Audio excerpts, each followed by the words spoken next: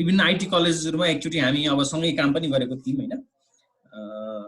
विभिन्न अब नेपालमा कुनै बेला दिल्ली सर भनेपछि अब यो साइबर सेक्युरिटी देखि लिएर सबै कुराहरुमा चाहिँ अलमोस्ट सुरुको फ्याकल्टी मेम्बर नै भन्छु म। सरले पछि धेरैलाई चाहिँ अरु आफ्नो आइटी सेक्टरमा अथवा सेक्युरिटी लाग्नलाई चाहिँ सरले धेरैलाई इन्स्पायर पनि गर्नुभयो। धेरैलाई भनौं न आफूले आफ्नो क्लास 10 पढाइसकेपछि धेरैलाई यो फिल्डमा लाग्नलाई चाहिँ सरले इन्स्पायर पनि गर्नुभयो। लामो समय टिचिङ फिल्डमा पनि बस्नुभयो सर र धेरै कलेजहरु पनि पढाउनु भयो र रिसेन्टली कति भयो 4 to 5 इयर्स भयो हैन सर। पछि सरको अब पीएचडी गर्न जानुपर्ने भएर नेपाल छोडेर सर बाहिर जानुभयो। फेरि अब पीएचडी अब साइबर सेक्युरिटीमै ल 4 इयर्स देखि पीएचडी सकिसकेपछि चाहिँ अब के गर्ने त अहिले हामीहरुको पछाडीको आरमा कसरी हामी जोडियौं फेरि भन्दाखेरिमा यो कोभिड-19 ले गर्दा केही गरौँ त भनेर जस्तो डाक्टर जनक राजुल सर हुनुहुन्छ जर्मनीबाट जोडिनु भएको छ, डिजिटल डेटा साइन्टिस्ट हुनुहुन्छ। अनि त्यसपछि गएर अहिले अब डिप लर्निङ डेटा साइन्समै पीएचडी गर्न जानु भएको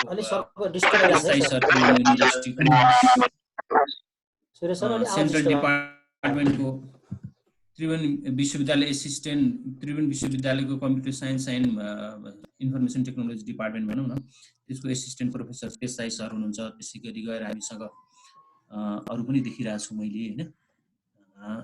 जस्तो अब भर्खरै अहिले अब कोटीभित्तिकै मेन सिस्टम सर्भर हेर्ने सेक्युरिटी हेर्ने मतन अधिकारी सर आइडी माग्दै हुनुहुन्छ, उहाँ पनि आउँदै हुनुहुन्छ हैन। अशोक पन्त सरलाई पनि मैले देखिरहेको छु हैन। त्यो भावनाले अब यो सेसन चाहिँ हामीहरुको एउटा के हो त भन्दाखेरिमा स्टुडेन्टहरुको लागि अथवा प्रोफेसनलहरुको लागि रिसर्चरहरुको लागि चाहिँ नयाँ टपिकमा हामीले डिस्कसनहरु चलाएको छौं। त्यसमा पनि कसरी गरेका छौं स्टार्टिङमा भने नेपालमा मात्रै नभएर इन्टरनेशनली डिफ्रेन्ट अर्गनाइजेसनहरुमा अथवा रिसर्च सेन्टरहरुमा काम गर्नुभएको आफ्नो लामो समय यो सेक्टरमा आउनु भएको रिसर्चरहरु प्रोफेसनलहरुबाट यो इन्टरेक्सन सेसनले स्टुडेन्टहरुको लागि त अत्यन्तै राम्रो काम गर्छ। भन्दा थुप्रै आइटी इन्डस्ट्रीहरुलाई पनि काम गर्छ यसले। कहिलेकाहीँ के हुन्छ भने आइटी इन्डस्ट्रीले एजुकेसनलाई ड्राइभ गर्छ, कतिपय केसमा एजुकेसनले आइटी इन्डस्ट्रीलाई पनि ड्राइभ गर्ने हुन सक्छ। जस्तो कतिपय कस्तो केसमा हुन सक्छ त्यसको हामीले भन्यो भने किनभने रिसर्च भनेको एजुकेसनमा पनि हुन्छ। त्यही भएर हामीले चाहिँ नेपालमा पहिला अहिलेसम्म कस्तो देखिन्छ भने एजुकेसनमा धेरै जसो मैले हेरेको हामी होटल म्यानेजमेन्ट सिस्टम, त्यही रेस्टुरेन्ट म्यानेजमेन्ट सिस्टम अथवा भनौं न बनायो भने library management system, school college management system जे भने पनि म्यानेजमेन्ट सिस्टम भनेर त्यस्तो खालको सफ्टवेयरहरुमा अलिकति बढी स्टुडेन्टलाई बढी प्र्याक्टिस गराउनुको सट्टा अब एजुकेसन पनि अलि डिफ्रेन्ट वेमा जाँदैछ। अबको वर्ल्ड अलि डिफ्रेन्ट वेमा जाँदैछ। अब भनेको हामी अब भनौं न industrial revolution 4th educational revolution 4th भनेर एकदमै फरक तरिकाले AI machine learning data science देखि लिएर यस्तो आईओटी इन्टरनेट अफ थिंग्स यस्तो कुराहरुमा जाँदैछ भने यी सबै कुराहरुसँग जोडिदा हर कुरा इन्टरनेटसँग जोडिन बित्तिकै त्यसले के गर्छ त सेक्युरिटी चाहिँ त्यसको मेजर कन्सर्न हुन जान्छ। सो कन्सर्न चाहिँ मेजर सेक्युरिटी हुन जान्छ। अनि सेक्युरिटीलाई हामीले ध्यान दिएनौं भने हामीले टेक्नोलोजीमा जति नै अगाडि गए पनि त्यो झन् फेरि बर्बाद हुन्छ हैन। त्यो भावनाले चाहिँ सेक्युरिटी पनि मेजर कुरा हो। किनभने अबको मेजर सबैभन्दा स्कोप भएको फिल्ड फेरि सेक्युरिटीको फिल्ड हो। अहिले पनि हामीले जब एप्लिकेसनहरु हेर्यौं अथवा ग्लोबली त्यसको डिमान्ड हेर्यौं अरु हेर्यौं भने पनि सेक्युरिटीमा चाहिँ एकदमै हाइली डिमान्ड छ। त्यो भएर एकदमै बढी डिमान्ड भएको हाइली पेड भएको र सबैभन्दा यो पार्ट चाहिँ एकदमै इम्पोर्टेन्ट छ। आज जुन कुरा हामीले राखेर गएको छौं हैन अब नेपालमा हामीले हेर्यौं भने साइबर सेक्युरिटी मात्रै भनेर पनि हुँदैन। त्यही सेक्टरमा लागेर लामो समय एउटा एक्सपिरियन्स लिनु भएको प्रोफेसर सरहरुले हैन रिसर्चरहरुले पनि के कुरा प्रेजेन्ट गर्दा चाहिँ हामीलाई धेरै नलेजहरु गेन हुने गर्छ। त्यही भएर दिल्ली सरसँग अलमोस्ट किनभने 20 इयर्सको लगभग हाराहारीमा 15 to 20 इयर्सको हाराहारीमा आफ्नो एक्सपिरियन्स पुग्न थालिसक्यो आइटी फिल्डमा काम गर्नु भएको हैन। यति लामो यो आफ्नो एउटा लाइफ सर्कलै हेर्यो भने पनि लाइफको लगभग हाफ जस्तो पार्ट सर 40 पुग्न त्यही रेसियो हुनुलाई हाफ जस्तो पार्ट चाहिँ टेक्नोलोजिकल फिल्डमा छ। र सर चाहिँ masters MSc CSIT gold medalist पनि हुनुहुन्छ हैन। खाली रिसर्च गर्नको लागि केही क्वेशनहरु भयो भने सोध्न सक्नुहुन्छ। यो फिल्डमा चाहिँ अलिकति केही थोरै कुरा राख्दिनको लागि म डाक्टर जनक राजुल सरलाई चाहिँ अलिकति माउन्टेनको तर्फबाट थोरै केही कुरा राख्दिनलाई पनि म सरलाई अनुरोध गर्छु। हस् धन्यवाद सूर्य सर। सुरुमा त यहाँ आउनुभएको सबैजनालाई स्वागत गर्न चाहन्छु, नमस्कार भन्छु। अनि कोरोनाको यस्तो महामारीमा पनि घर घरमा सुरक्षित हुनुहुन्छ होला भन्ने कामना पनि गर्छु। माउन्टेकको बारेमा अब हामी सधैँ धेरै भन्छौँ होइन, अब चाहिँ अब धेरै कुरा भन्नुभन्दा नि माउन्टेक भनेको भर्खर सुरु गरेको एउटा सानो स्टार्टअप जस्तो हो, जहाँ चाहिँ हामी मल्टी डोमेन कामहरू गर्न प्रयासरत हुन्छौँ। जस्तो मल्टी डोमेन भन्दाखेरि यस्तै वेबिनारहरू गर्ने काम भयो, सेमिनारहरू गर्ने काम भयो, प्लस एआई रिलेटेड कामहरू छन् भने natural language processing, computer vision related, data science related, machine learning related, research related multiple कामहरू जस्तो टेक्नोलोजीसँग रिलेटेड कामहरू चाहिँ हामी गर्ने प्रयासमा हुन्छौँ। र हामी अरूसँग टिमअप गरेर प्लस अब आफैले कुनै प्रोजेक्ट निकालेर होइन अरूको लागि कन्सल्टिङ जस्तो काम गरेर जुनसुकै प्रकारको कामहरू नै गर्ने कोसिसमा छौँ। मेन एम चाहिँ हाम्रो के हो, अहिले सुरुमा हामीले यो वेबिनार गर्नुको एम भनेको पनि नलेज सेयरिङ नै हो। नलेज सेयरिङ, एकअर्कासँग नेटवर्क बढाउने कसरी र नलेज कसरी सेयर गर्ने भन्ने नै हो। त्यही उद्देश्यले भएको हुनाले अब बढी नै नलेज सेयरमा फोकस गरौँ भन्दै म चाहिँ मेरो कुरा छोटो राख्दै दिल्ली सरलाई सुरु गर्नलाई आग्रह गर्छु। होइन त सूर्य सर? हुन्छ सर, हस्। Thank you Janak sir, Surya sir. म फर्स्ट पहिला स्क्रिन सेयर गर्छु। सबैले सुन्नुभएको छ मलाई? हजुर सर, हजुर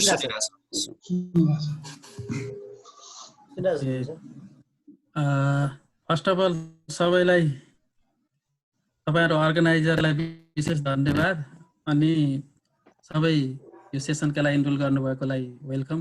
र मेरो बारेमा म अगाडि सरले नै केही भनिसक्नु भयो। म एउटा कम्प्युटर साइन्स, त्यसको पनि सेक्युरिटी फिल्डको एउटा विद्यार्थी नै हो। र विद्यार्थीका हिसाबमा भर्खर मैले त्यही साइबर सेक्युरिटीमै आफ्नो पिएचडी सकाएको छु। र अहिले म न्युजिल्यान्डको क्राइस्टचर्च सिटीमा यो लकडाउनकै कारणले यहीँ अड्केर बसिरहेको छु। र आजको यस टकमा मैले, हामीसँग कोही फरेनर त छैन नि है सर? छैन सर, छैन।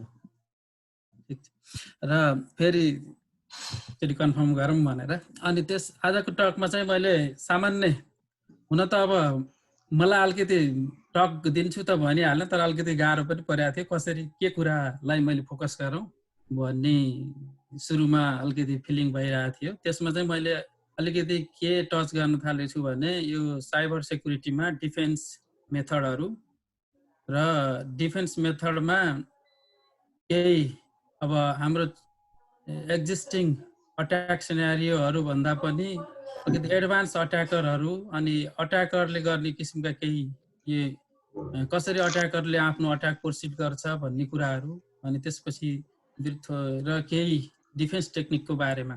र त्यो डिफेन्स टेक्निक मध्ये एउटा चाहिँ मेरो रिसर्चको पनि एउटा सुरुको पोइन्ट हो। म त्यसैमा बेस भएर चाहिँ त्यसैको design, development, implementation, analysis, optimisation गरेको थिएँ मेरो स्टडीमा। त्यसको टपिक चाहिँ मेरो लक्ष्य मुभिङ टार्गेट डिफेन्स भएको भएर त्यो टपिकको त्यही वरिपरिमै छु म। र अनि त्यसपछि मैले केही हुन सक्ने पोसिबल सोल्युसनहरू अप्टिमाइज गर्न सकिने, त्यसलाई मोर एडाप्टेबल, डाइनामिक बनाउन सकिने टेक्निकहरूको बारेमा ब्रिफली डिस्कस गर्नेछु। ओके, हामी सबैलाई थाहा छ अहिलेको म धेरै गफ र धेरै डाटाहरूमा अहिले धेरै कुरा गर्न चाहिने, किनकि नर्मल्ली प्रेजेन्टेसन दिँदा पहिलो स्लाइड मोटिभेसन हुन्थ्यो। म आज त्यो ल्याकिने जस्तो देखिएछ, किनकि मोटिभेसन दिनलाई हामीले वर्ल्डमा भएका साइबर अट्याकहरूको डाटा, अनि त्यसको लस भएको एमाउन्ट, अनि त्यसपछि अब यति वर्षभित्र यस्तो हुन्छ भनौँ भने बढी मोटिभेटेड भइन्छ।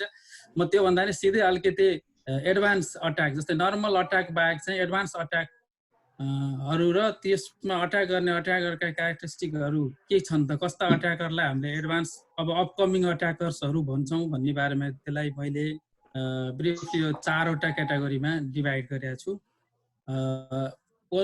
एक किसिमको अट्याकर जसलाई हामी पर्सिस्टेन्ट अट्याकर भन्छौँ। त्यो पर्सिस्टेन्ट अट्याकर भनेको कस्तो अट्याकर भने जो सिस्टममा लङ टाइमसम्म चाहिँ सिस्टमसँग इन्ट्र्याक्ट गरिरहन्छ। जस्तै अट्याक एटेम्प गर्यो, अट्याक फेल भयो, उसले त्यो सिस्टमलाई छोडेर बाहिर जाँदैन, सिस्टममै कनेक्सन हुन्छ, ट्राई गरिराख्छ। अनि त्यसपछि उसले अट्याकका पनि लाइफ साइकलमा डिफ्रेन्ट स्टेपहरू छन्। त्यो एउटा स्टेजमा ऊ बस्दैन, उसले एउटा स्टेजबाट सुरु गरेर उसको मिसन, उसको टार्गेट गोल के हो त्योमा नपुगुन्जेलसम्म उसले सिस्टमलाई पेनिट्रेट गरिराख्दै जान्छ। त्यसलाई हामी मल्टी स्टेज भन्छौँ। र उसले स्टार्ट गर्छ एज अ आउटसाइडर अट्याकर, जस्तै आउटसाइड बाहिरबाट अट्याक गर्छ, जस्तै स्क्यानिङ गरेर उसले नलेज गेनहरू गरिसकेपछि अनि त्यसपछि सिस्टममा पेनिट्रेट गरेर सिस्टमलाई ब्रेक गरेर अनि इन्साइडर हुन्छ। इन्साइडर भएपछि अनि सिस्टममा उसले अब त्यही किसिमको उसलाई उसको गोल के हो, कुन सिस्टम कम्प्रोमाइज गरेर के कुरा त्यहाँबाट उसले लिनुपर्ने हो त्योतिर जान्छ। त्यस्तोलाई हामीले पर्सिस्टेन्ट अट्याकर भनेर क्याटेगोराइज गर्छौँ। अहिले नर्मल्ली एडभान्स पर्सिस्टेन्ट थ्रेड भनेर नर्मल्ली यो टपिक अन्तर्गत र यो क्यारेक्टरिस्टिक भएका अट्याकरलाई त्यहाँ राखिन्छ। अनि अर्को किसिमको अट्याकर चाहिँ मैले एडप्टिभ अट्याकर भनेर यहाँ लिस्ट आउट गरेको छु। जस्तै एडप्टिभ अट्याकर भनेको डाइनामिक नेचरको हुन्छ।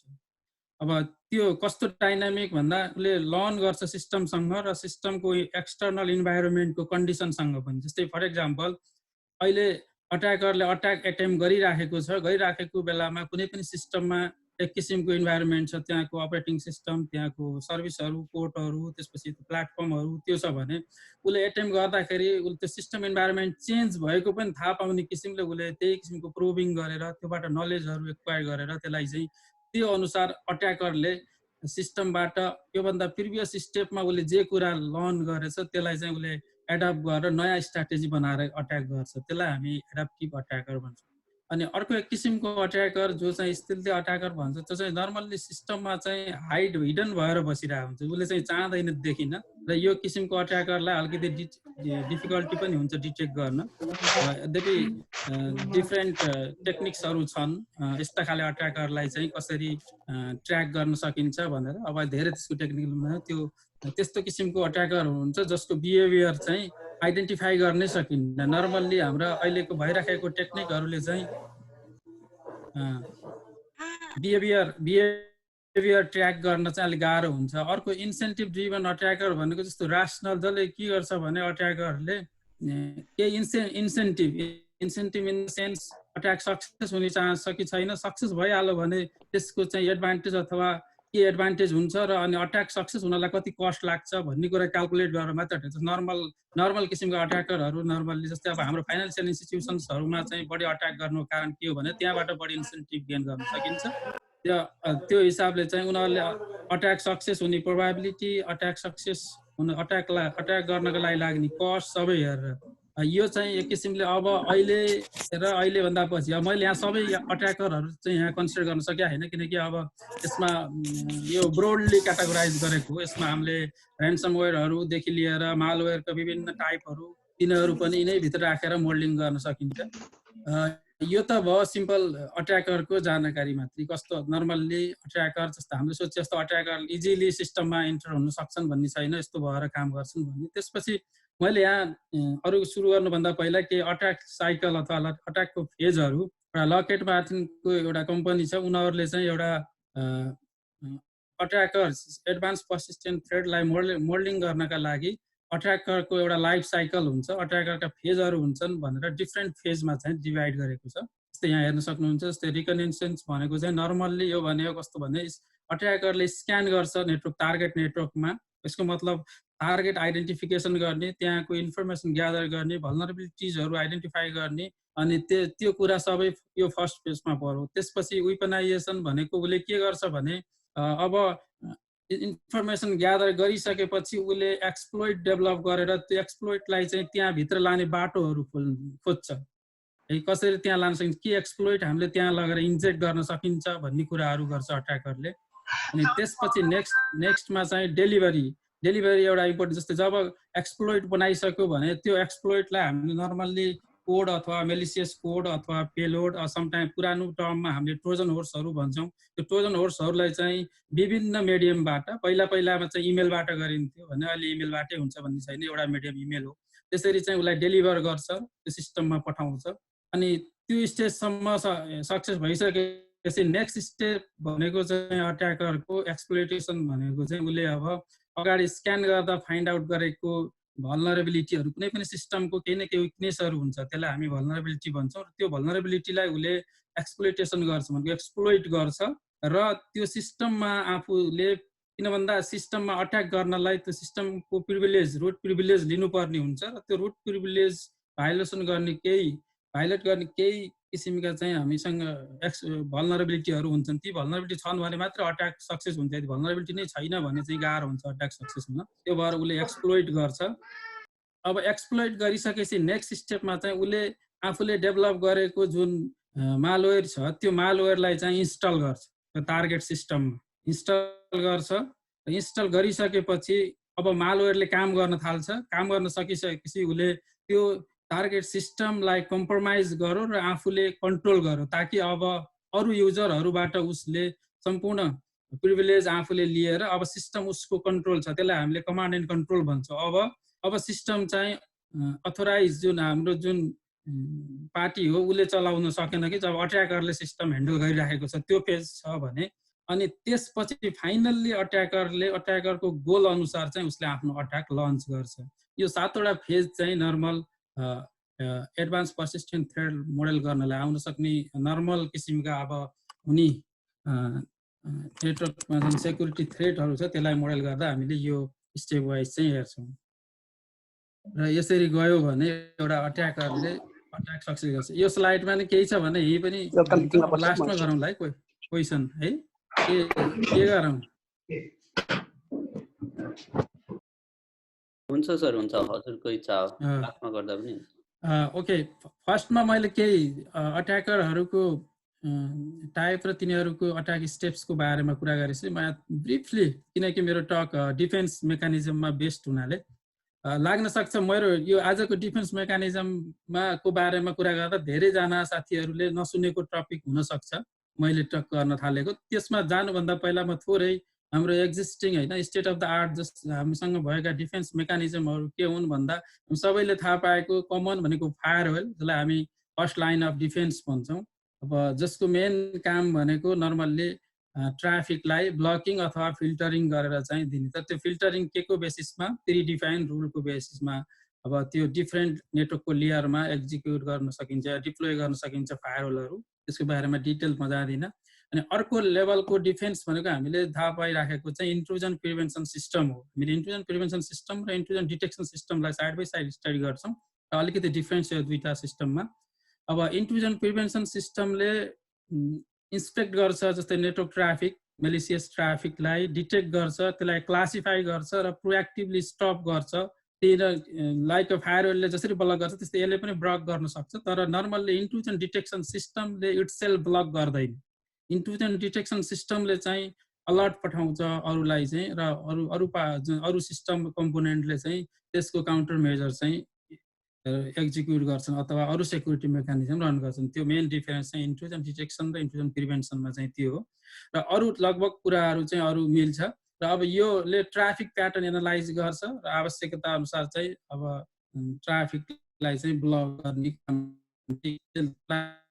ट्राफिक फाइन्ड गर्यो भने त्यसले त्यो अट्याकलाई हो भन्ने आइडेन्टिफाई गरेर त्यहीँबाट ब्लक गर्छ। अब यसलाई हामीले नर्मल नेटवर्कको सिस्टममा हेऱ्यौँ भने सेकेन्ड लाइन अफ डिफेन्स भनेको after the firewall normally intrusion prevention system राखेको देख्छौँ। अनि अर्को वेल नोन र सबभन्दा मोर फ्लेक्सिबल र धेरै किसिमको रिसर्च हुने टपिक भनेको चाहिँ इन्ट्रुजन डिटेक्सन सिस्टम हो, जहाँ चाहिँ जसले नर्मल्ली मोनिटर गर्छ भनेको इन्कमिङ अल द मेलिसियस ट्राफिकलाई चाहिँ मोनिटरिङ एन्ड अलर्ट गर्ने काम गर्छ। त्यसपछि त्यो भएर मोनिटर गरिसकेपछि त्यो केलाई मोनिटर गर्छ भने नर्मल्ली इन्ट्रुजन डिटेक्सन सिस्टमले मेलिसियस एक्टिभिटिजहरूलाई चाहिँ मोनिटर गर्छ। र अब त्यो डिफ्रेन्ट टेक्निक्सहरू छन्। अब त्यसमा एनोमली डिटेक्सनका कुराहरू, पेनिट्रेसनका कुराहरू छन्, त्यसमा मेसिन लर्निङ सब एडभान्स टेक्निकहरू छन्। त्यसमा अब म अहिले त्यति जाँदिनँ।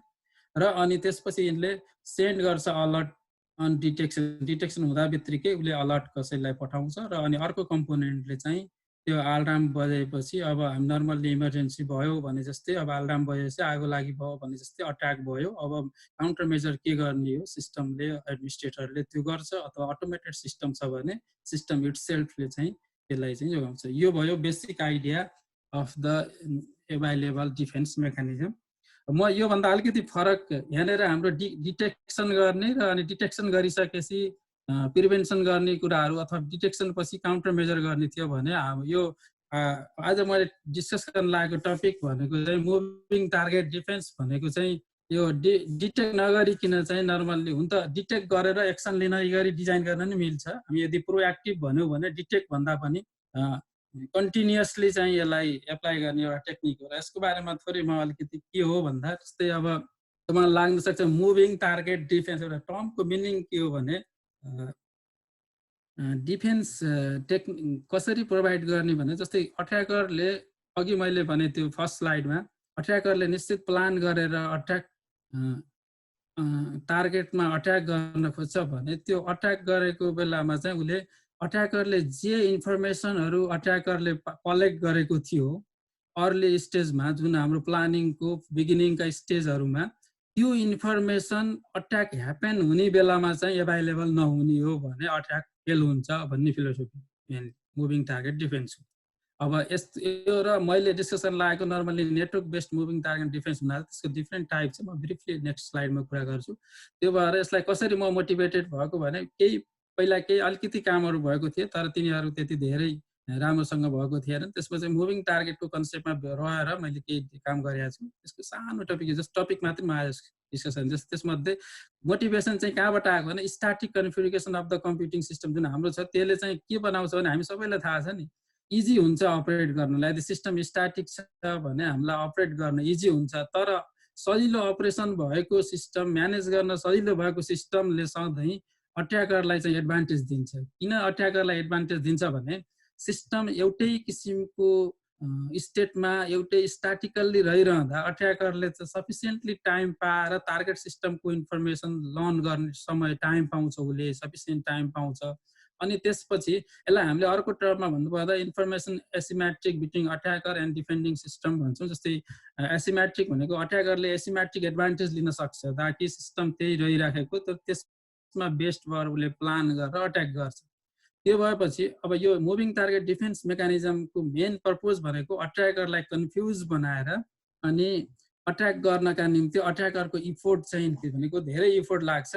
यति इफोर्ट लाग्छ कि अट्याकरले अट्याक गर्न सक्दैन भन्ने चाहिँ हाम्रो एजम्सन हो। र अब त्यो कसरी पोसिबल छ भन्ने सर्टमा भन्नुपर्दा कन्टिन्युअसली एन्ड डाइनामिकल्ली चेन्ज गर्ने अथवा सिफ्ट गर्ने अट्याक सर्फेसलाई। अब यहाँ अट्याक सर्फेस भन्ने कुरासँग सायद धेरैजना फेमिलियर होला। त्यही पनि अट्याक सर्फेस नर्मल्ली को प्रोपर्टिज हो अथवा फर एक्जाम्पल हामीले यदि नेटवर्कको कुरा गऱ्यौँ भने आइपी एड्रेस थाहा भयो भने अरू कुरा थाहा पाउन सक्छ भनेपछि फर्स्ट इन्फर्मेसन आइपी के हो कुनै पनि टार्गेट सिस्टमको इन्ट्री पोइन्टको डिभाइसको आइपी थाहा भयो भने अट्याकर त्यहाँबाट छिर्न सक्छ। त्यस्तै गरी पोर्टहरू सर्भिसेस पोर्टहरू अनि त्यो सिस्टममा भएका एक्सप्लोइटेबल भल्नरेबिलिटिजहरू के छन् होइन एक्सप्लोइट गर्न सक्ने खाले भल्नरेबिलिटिजहरू के छन् अनि त्यो सिस्टममा कुन अपरेटिङ सिस्टम छ त्यो नेटवर्कको स्ट्रक्चर कस्तो छ भन्ने ती सबै कुरालाई हामीले अट्याक सर्फेस भन्छौँ। त्यो सर्फेसलाई नै कन्टिन्युअसली चेन्ज गर्दै गयो भने अगाडि अट्याकरले जुन अट्याक सर्फेस छ भन्ने एजुम गरेर चाहिँ अट्याक इन्फर्मेसन थाहा पाउँदा बित्तिकै अट्याक गर्न सक्छ भन्ने छैन। केही स्टेप्सहरू लाग्ने भएपछि अट्याकरले त्यो अट्याक गर्ने बेलामा त्यो अट्याक सर्फेस चेन्ज भएर अर्कै भइरहेको हुन्छ। अघि एउटा आइपी थियो त्यो आइपीमा उसले अब स्क्यान गर्छ, स्क्यान गरिसकेर उसले इन्फर्मेसन कलेक्ट गरिसक्छ तर अट्याक गर्ने बेलामा चाहिँ त्यो आइपी हुँदैन भनेपछि उसले त्यो आइपीलाई युज गरेर बनाएको उसको एक्सप्लोइट डेलिभरै हुन सक्दैन भनेपछि डेलिभर हुन नसक्नु भने के हो अट्याक फेल हुनु त्यो हिसाबले चाहिँ बुझौँ। र अब म ब्रिफली अब यसको इलिमेन्टहरू हेऱ्यौँ भने एमटिडीको हामीलाई स्पेस टु मुभ के कुरालाई मुभ गर्ने टपिकै मुभिङ छ भनेपछि के कुरा मुभ गर्ने कसरी मुभ गर्ने र कहिले मुभ गर्ने भन्ने चाहिँ यसका मेजर अब इस्युहरू हुन्। र यो लेफ्टको फिगरमा जस्तो म इन्ट्र्याक्सन मात्रै देखाएको मुभिङ टार्गेट डिफेन्स भनेको नर्मल्ली एउटा यसलाई हामीले नर्मल्ली एउटा गेम जस्तो हिसाबले थिङ्क गर्छौँ। र फाइनल्ली मैले अलिकति गेम थ्योरीको कुरा पनि गर्छु। अट्याकरको आफ्नो स्ट्राटेजी हुन्छ, डिफेन्डरको आफ्नो स्ट्राटेजी हुन्छ र अट्याकर र डिफेन्डर बिच एक किसिमको वार नै चल्छ र त्यो अट्याकरलाई प्रत्येक पटक कन्फ्युज पार्दै मिस बनाउँदै लानु चाहिँ डिफेन्डिङ सिस्टम हाम्रो यो मुभिङ टार्गेट डिफेन्सको चाहिँ मेन अब्जेक्टिभ हुन्छ। र अब अघि मैले भनिसकेँ के कुरा मुभ गर्ने भन्नेमा चाहिँ म्याक एड्रेस हुनसक्छ, आइपी एड्रेस हुनसक्छ, पोर्ट नम्बर हुनसक्छ, रुटहरू पाथहरू हुनसक्छ, टोपोलोजी प्रोटोकल, मेमोरी एड्रेसको लेआउटहरू, त्यसै गरी instruction set, virtual machine monitor, operating system change गराइराख्न सकिन्छ, एप्लिकेसन प्रोग्रामहरू अनि एपिआईहरू चेन्ज गर्न सकिन्छ, डेटा इटसेल्फको फर्मेटहरू डाटाहरू चेन्ज गर्न सकिन्छ, यदि आदि इत्यादि चाहिँ नर्मल मुभ गर्न सकिने इलिमेन्ट हुन् भने हाउ टु मुभ भन्दा डिफ्रेन्ट एप्रोचहरू छ। त्यसलाई ऱ्यान्डमाइजेसन अथवा यसलाई नर्मल्ली पछिल्लो टाइममा सफ्लिङ भनिन्छ। सफ्लिङ भनेको रिअरेन्ज गर्दै जाने ती इलिमेन्टहरूलाई। अनि आर्टिफिसियल डाइभर्सिटी अथवा सफ्टवेयर डाइभर्सिटी भन्छ। यसमा चाहिँ अब सफ्टवेयर डिफ्रेन्ट भर्जनको सफ्टवेयरहरू चाहिँ ले पुरानो भर्जनको सफ्टवेयरलाई चेन्ज गर्दै लयो भने अनि त्यो अट्याक सर्फेस चेन्ज भयो, यस्ता टेक्निकहरू छ। त्यस्तै गरी रिडन्डेन्सी भनेको अगाडिको डिफ्रेन्ट सर्भरहरू रेप्लिकाहरू मेन्टेन गरेर एउटा रेप्लिकाबाट अर्को रेप्लिकामा मुभ गराइदिइराख्यो, सिफ्ट गराइराख्यो भने अहिलेको सर्भर रेप्लिकाको प्रोपर्टी र नेक्स्ट सर्भर रेप्लिकाको प्रोपर्टी म्याच हुँदैन त्यो कुरा। अनि अब कतिखेर गर्ने भन्ने कुरोमा चाहिँ नर्मल्ली when to move अर्को इम्पोर्टेन्ट प्यारामिटर भनेको छ र त्यसलाई चाहिँ के when to move मा टाइम बेस्ड हुन सक्छ, इभेन्ट बेस्ड हुन सक्छ अथवा हाइब्रिड हुन सक्छ। ओके, म यो क्लासिफिकेसन म अगाडि त्यता पनि बोले, म यहाँ अलिकति छोटो गर्छु। यहाँ त्यसलाई हामी मुभिङ टार्गेट डिफेन्समा जुन यो प्रोएक्टिभ मेकानिजम भन्छौँ, जसले चाहिँ वेट गर्दैन, इभेन्ट ह्यापन भएपछि मात्रै त्यसलाई रेस्पोन्ड गर्ने होइन कि यो कन्टिन्युसली गर्ने हुनाले यसलाई हामी नर्मल टाइमलाइन बेस्डमा हेर्दाखेरि टाइम बेस्ड फिक्स अथवा भेरिएबल टाइम इन्टरभल अनुसार चाहिँ नयाँ अट्याक सर्फेस चेन्ज गर्दै पुरानो अट्याक सर्फेसलाई नयाँ अट्याक सर्फेसले चाहिँ रिप्लेस गर्दै जान सक्छ। अथवा कुनै कुनै पुरानो सिस्टमहरू कस्तो रिसर्च भइरहेको थियो भने इभेन्ट डिटेक्ट गरिसकेपछि तुरुन्त नयाँ चेन्ज हुन्छ। जस्तै अब यो अपरेटिङ सिस्टममा अट्याक भयो भनेपछि त्यो अपरेटिङ सिस्टमलाई अर्को अपरेटिङ सिस्टमले रिप्लेस गरिदिएपछि एउटा काउन्टर मेजर हुन्छ भन्ने किसिमको थियो। अनि हाइब्रिड भनेको अब अझ हामीलाई मोर सेक्युर चाहियो भने दुईटै फिचर लिन सकिन्छ। अब हेरेर कसरी गर्न सकिन्छ भन्ने म ब्रिफली अघि बताइसकेँ। सफ्टलिङ भनेको रिअरेन्ज गर्दै जाने हो त्यसको प्रोपर्टीहरूलाई, जस्तै आइपीमा चेन्ज गर्दै जान सकिन्छ अथवा आइपीलाई रेन्डमाइज गर्ने, आइपी म्युटेसन गर्ने। अर्को टर्ममा होस्ट रेन्डमाइजेसन भन्ने टर्म पनि युज गरिन्छ। अनि पोर्ट होपिङ भनेको चाहिँ टिसिपी र युडिपी सर्भिस पोर्टहरू छ, त्यो कन्स्ट्यान्टली चेन्ज गर्दै जाने। अनि प्याकेटमा आएर जस्तै अब प्याकेटको लेभलमा काम गर्नु पर्यो भने हेडर इन्फर्मेसनहरू चेन्ज गरिदिँदै जाने। अनि नेटवर्कको रिकन्फिगरेसन अथवा टोपोलोजी सफ्टलिङ, नेटवर्क अहिले एउटा किसिमको टोपोलोजी छ, ताकि एकछिनपछि अर्को टोपोलोजी बनाइदियो भने अट्याकरले अगाडिदेखि एउटा पाथ सेटअप गरेको हुन्छ टार्गेटसम्म पुग्नलाई, त्यो पाथ चेन्ज भयो, चेन्ज भएपछि अट्याकरलाई डिस्टर्ब भयो। त्यहाँदेखि भर्चुअल मेसिन माइग्रेसन गर्ने, जस्तै क्लाउडहरूमा हेऱ्यो भने एउटै भर्चुअल मेसिन डिफ्रेन्ट टेनेन्टहरूले चाहिँ त्यो भर्चुअल मेसिनको सर्भिसहरू सेयर गरेका हुन्छन्, त्यहाँ साइड च्यानल अट्याकदेखि लिएर डिफ्रेन्ट किसिमका अट्याकहरू हुन सक्छन्। त्यसलाई चाहिँ अब भर्चुअल मेसिनलाई माइग्रेट गरिदिने भनेको टाइममा भर्चुअल मेसिन चाहिँ चेन्ज गर्न सकिन्छ। अनि अपरेटिङ सिस्टम रोटेसन एउटा यो अलिकति पर्फर्मेन्सका हिसाबमा गाह्रो हुन्छ, ताकि सर्भिस एभाइलेबिलिटीको इस्युहरू आउँछ। यो एउटा टेक्निक चाहिँ यो पनि हो, तर यसले एउटा अपरेटिङ सिस्टमबाट अर्को अपरेटिङ सिस्टममा स्विच हुँदा अलिकति केही बढी टाइम लाग्छ अरू माथिका एप्रोचहरू भन्दा। त्यही पनि यो पनि एउटा टेक्निक हो। त्यस्तै गरी डाइभर्सिटीमा सफ्टवेयर डाइभर्सिटी अघि मैले भने कोड डाइभर्सिटी भनेको डिफ्रेन्ट भर्जनका, जस्तै टार्गेट कोडहरू कम्पाइलरले नै जेनेरेट गर्दा डिफ्रेन्ट भर्जनकोहरू निकाल्ने। अनि प्रोग्राम ल्याङ्ग्वेजमा डिफ्रेन्ट ल्याङ्ग्वेजहरू युज गर्ने, जस्तै अहिले PHP युज गरेको सर्भर साइड स्क्रिप्ट छ भने 2 घण्टा पछाडि चाहिँ त्यसलाई अब PHPलाई चेन्ज गरेर सपोज JSP मा लगिदियो भने अट्याकरले 2 घण्टा अगाडि चाहिँ उसले PHP को API को बेस्डमा केही प्लान गरे हुन सक्छ, अर्को पटक जान सक्छ। त्यस्तो किसिमको डाइनामिक किसिमका सिस्टमहरूको कुरा रिसर्चहरू पनि यसमा भइराखेको छ। त्यस्तै गरी रिडन्डेन्सीमा अघि मैले भने सफ्टवेयर कम्पोनेन्टहरू रिडन्डेन्ट राख्ने, ताकि कुनै सफ्टवेयर कम्पोनेन्टहरूमा अट्याक हुने बेला अट्याक भइहाल्यो भने अर्को सफ्टवेयर कम्पोनेन्टले दिन्छ, त्यो भएर यो रिडन्डेन्सीले चाहिँ हामीलाई रिलायबिलिटी एभाइलेबिलिटी बढाउँछ। अनि त्यस्तै गरी नेटवर्कका सेसनहरूलाई हामीले रिडन्डेन्ट गर्न सक्छौँ, ताकि एउटा सेसनबाट अट्याक भयो भने अर्को सेसनले सर्भिस दिन्छ र त्यो अट्याक फेल हुन्छ, किनकि सेसन चेन्ज भइसक्यो हुन्छ। अनि त्यो भएर डाइभर्सिटीले हामीलाई चाहिँ रेजिलियन्स र रोबस्टनेस सर्भिसहरू दिन्छ भने सफ्टलिङको स्पेसल्ली पर्फर्मेन्स, सेक्युरिटी पर्फर्मेन्स चाहिँ हाई हुन्छ सफ्टलिङको।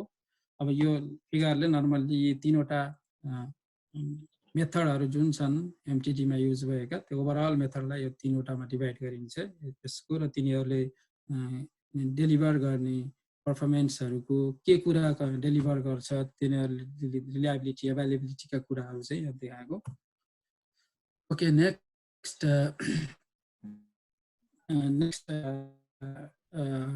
यो स्लाइडमा मैले स्पेसल्ली अब अगाडि त्यति कुरा गरिसकेपछि कस्ता कस्ता अट्याकहरू यो प्रोएक्टिभ डिफेन्स मेकानिजम जसलाई हामी मुभिङ टार्गेट डिफेन्स भन्छौँ त्यसले मिटिगेट गर्न सक्छ भन्ने इस्युहरू हुन्छ र यसलाई सरसर्त केही डिफ्रेन्ट टाइपको अट्याकहरू मैले यहाँ लिस्ट गरेको छु जस्तै रिकनेसेन्स अथवा स्क्यानिङ अट्याक भन्छौँ यो प्रिलिमिनरी फेजको हो अघि हामीले त्यो जुन अट्याक साइकलमा हेऱ्यौँ भने फर्स्ट फेजमा हुने किसिमको अट्याक हो जहाँनिर अट्याकरले के गर्छ भने सोफिस्टिकेटेड टुल जस्तै एनम्यापहरू युज गरेर अट्याकरले नेटवर्कलाई म्याप गर्छ र नेटवर्कमा भएका operating system IP address port number त्यसमा रनिङ भइरहेको सर्भिसहरू प्रोटोकल टोपोलोजी भल्नरेबिलिटीहरू थाहा पाउने काम गर्छ र अनि नर्मल्ली यसमा अर्को यदि होस्ट नै डिस्कभर गर्ने छ भने आइसिएमपी पिङ अथवा युटिपी टिसिपी पोर्ट स्क्यानिङ गर्न सक्छ भने अब यसलाई प्रिभेन्ट गर्नका लागि युज गर्ने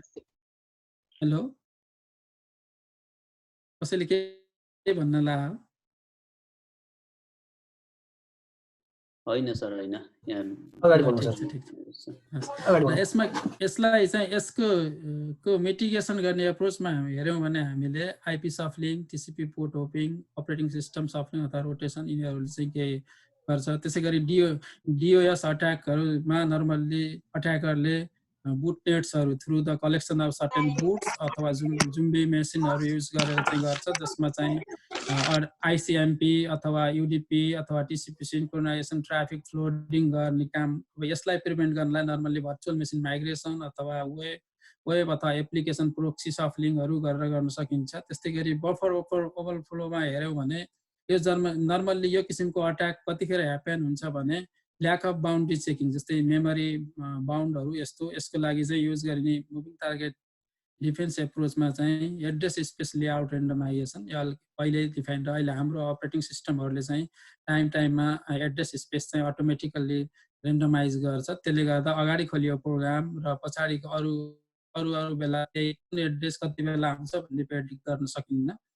जस्तै एपिटी भनेको एडभान्स पर्सिस्टेन्ट थ्रेड अट्याक यो क्याटेगोरी यिनीहरूभित्र पनि हामीले फर्दर डिभाइड गर्न सकिन्छ यो एउटा सोफिस्टिकेटेड अट्याक हो यो एपिटीमा पर्ने जसको चाहिँ एम के हुन्छ भने पहिला एक्सेस गर्ने कन्ट्रोल गर्ने र एक्सप्लोइटेसन गर्ने जस्तै अब डेटाहरू त्यहाँबाट बाहिर ल्याउने काम गर्ने अब अघि मैले यसको बारेमा भनिसकेको छु यसमा नर्मल्ली अट्याकर चाहिँ स्टिलली अनि पर्सिस्टेन्ट र एडेप्टिभली बसेर काम गर्छ जस्तै यसको लागि प्रिभेन्ट गर्नलाई प्लाटफर्म डाइभर्सिटी अथवा अपरेटिङ सिस्टम रोटेसन जस्ता किसिमको एप्रोचले काम गर्छ अब ओम अट्याक भनेको पहिला एकपटक खुब पपुलर हो अहिले normal most of the defence अथवा सेक्युरिटी सफ्टवेयरहरूले यसलाई कन्ट्रोल गर्छन् मेलिसियस सफ्टवेयर अथवा मालवेयरले चाहिँ के गर्छ अब एउटाबाट अर्कोमा चाहिँ जस्तै अहिले हाम्रो यो भाइरस जसरी गइरहेछ मोडल चाहिँ हामी एपिडेमिक मोडल हेऱ्यौँ भने यिनीहरूको मोडल उस्तै हुन्छ एक्सपोनेन्सियल्ली ग्रोथ हुन्छ र यो मालवेयरले चाहिँ अनि त्यसपछि पोसिबली केही ड्यामेजहरू गर्छ जस्तै यसका लागि सुरुमा आइपी नेटवर्क एड्रेस रेन्डमाइजेसन भन्ने कन्सेप्ट चाहिँ युज गरिएको थियो केही हदसम्म घटाएको थियो र पछि चाहिँ आइपी म्युटेसन आइपी सप्लिङ र इभन मैले गरेको मल्टिप्लेक्सिङले पनि यो ओमलाई पनि मिटिगेसन गर्छ त्यस्तै गरी साइड च्यानल अट्याक हेऱ्यौँ भने जस्तै यो सेक्रेट इन्फर्मेसन सेयर कम्प्युटर सिस्टमबाट जस्तै सिपियु भर्चुअल मेमोरी अथवा भर्चुअल मेसिन अथवा बाट चाहिँ उसले केही त्यो क्यास गरेर लिनेलाई हामीले साइड च्यानल अट्याक भन्छौँ अट्याकरले त्यो इन्फर्मेसन लिन्छ भने र यसलाई भर्चुअल मेसिनलाई माइग्रेसन इन्स्ट्रक्सन सेट रेन्डमाइजेसन यस्ता किसिमका टेक्निकहरू छन् लास्टमा मैले वेब अट्याक भनेर भेरियस टाइप अफ अट्याक हामीले सुन्ने गरेको जस्तै अब एसक्युएल इन्जेक्सन डाइरेक्टरी ट्राभर्सल त्यस्तै गरी क्रस साइड स्क्रिप्टिङ यस्ता खाले अट्याकका लागि वेब एप्स अथवा service rotation program code diversity यस्ता किसिमका टेक्निकहरू एप्लाई गर्न सकिन्छ यसले के देखाउँछ भने moving target defence मेकानिजमले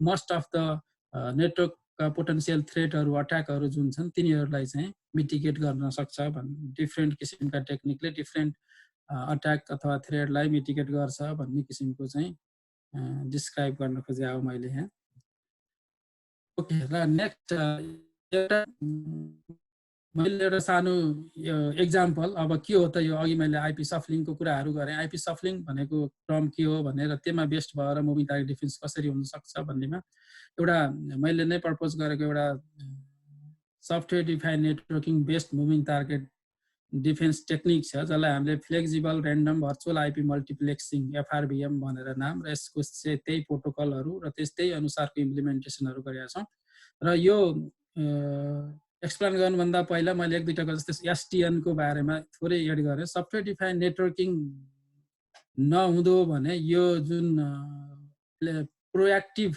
defence मेकानिजमहरू implement गर्न नेटवर्क लेयरमा गाह्रो थियो किनभने नेटवर्क लेयरमा पहिलाको हामीले कन्भेन्सनल नेटवर्क भन्छौँ जुन एक्जिस्टिङ नेटवर्कहरू हेऱ्यौँ भने तिनीहरू चाहिँ भेन्डर स्पेसिफिक र अब तिनीहरूको आफ्नै प्रोटोकल हुने त्यो किसिमको नेचर थियो र प्रोग्रामेबिलिटी अथवा प्रोग्रामिङ इन्टरफेसहरू थिएन जब सफ्टवेयर डिफाइन्ड नेटवर्किङको कन्सेप्ट आयो त्यसले चाहिँ नेटवर्ककोमा एउटा ठुलो रिभोल्युसन नै ल्यायो जसले के गरिदियो भने डाटा प्लेन र कन्ट्रोल प्लेनलाई क्लियर दुईवटा लेयरमा नर्मल्ली उसको आर्किटेक्चरमा हामीले तीनवटा लेयरमा डिभाइड गर्छौँ एप्लिकेसन लेयर भनेको हामीलाई पहिला पनि थियो त्यो भएर धेरै कन्सल्ट गर्दैनौँ कन्ट्रोल लेयर जसलाई हामीले कन्ट्रोलर रन गर्ने ठाउँ भन्छौँ र त्यसपछि डाटा प्लेन नेटवर्क भनेको चाहिँ स्विचहरू र अनि डाटा प्लेन नेटवर्कमा लाई चाहिँ हार्डवेयर स्विचबाट चाहिँ ओपन फ्लो स्विच अथवा ओपन भर्चुअल स्विचहरूको कन्सेप्टमा एब्स्ट्र्याक्ट गरियो र सफ्टवेयर स्विचहरू डेभलप गर्न थालियो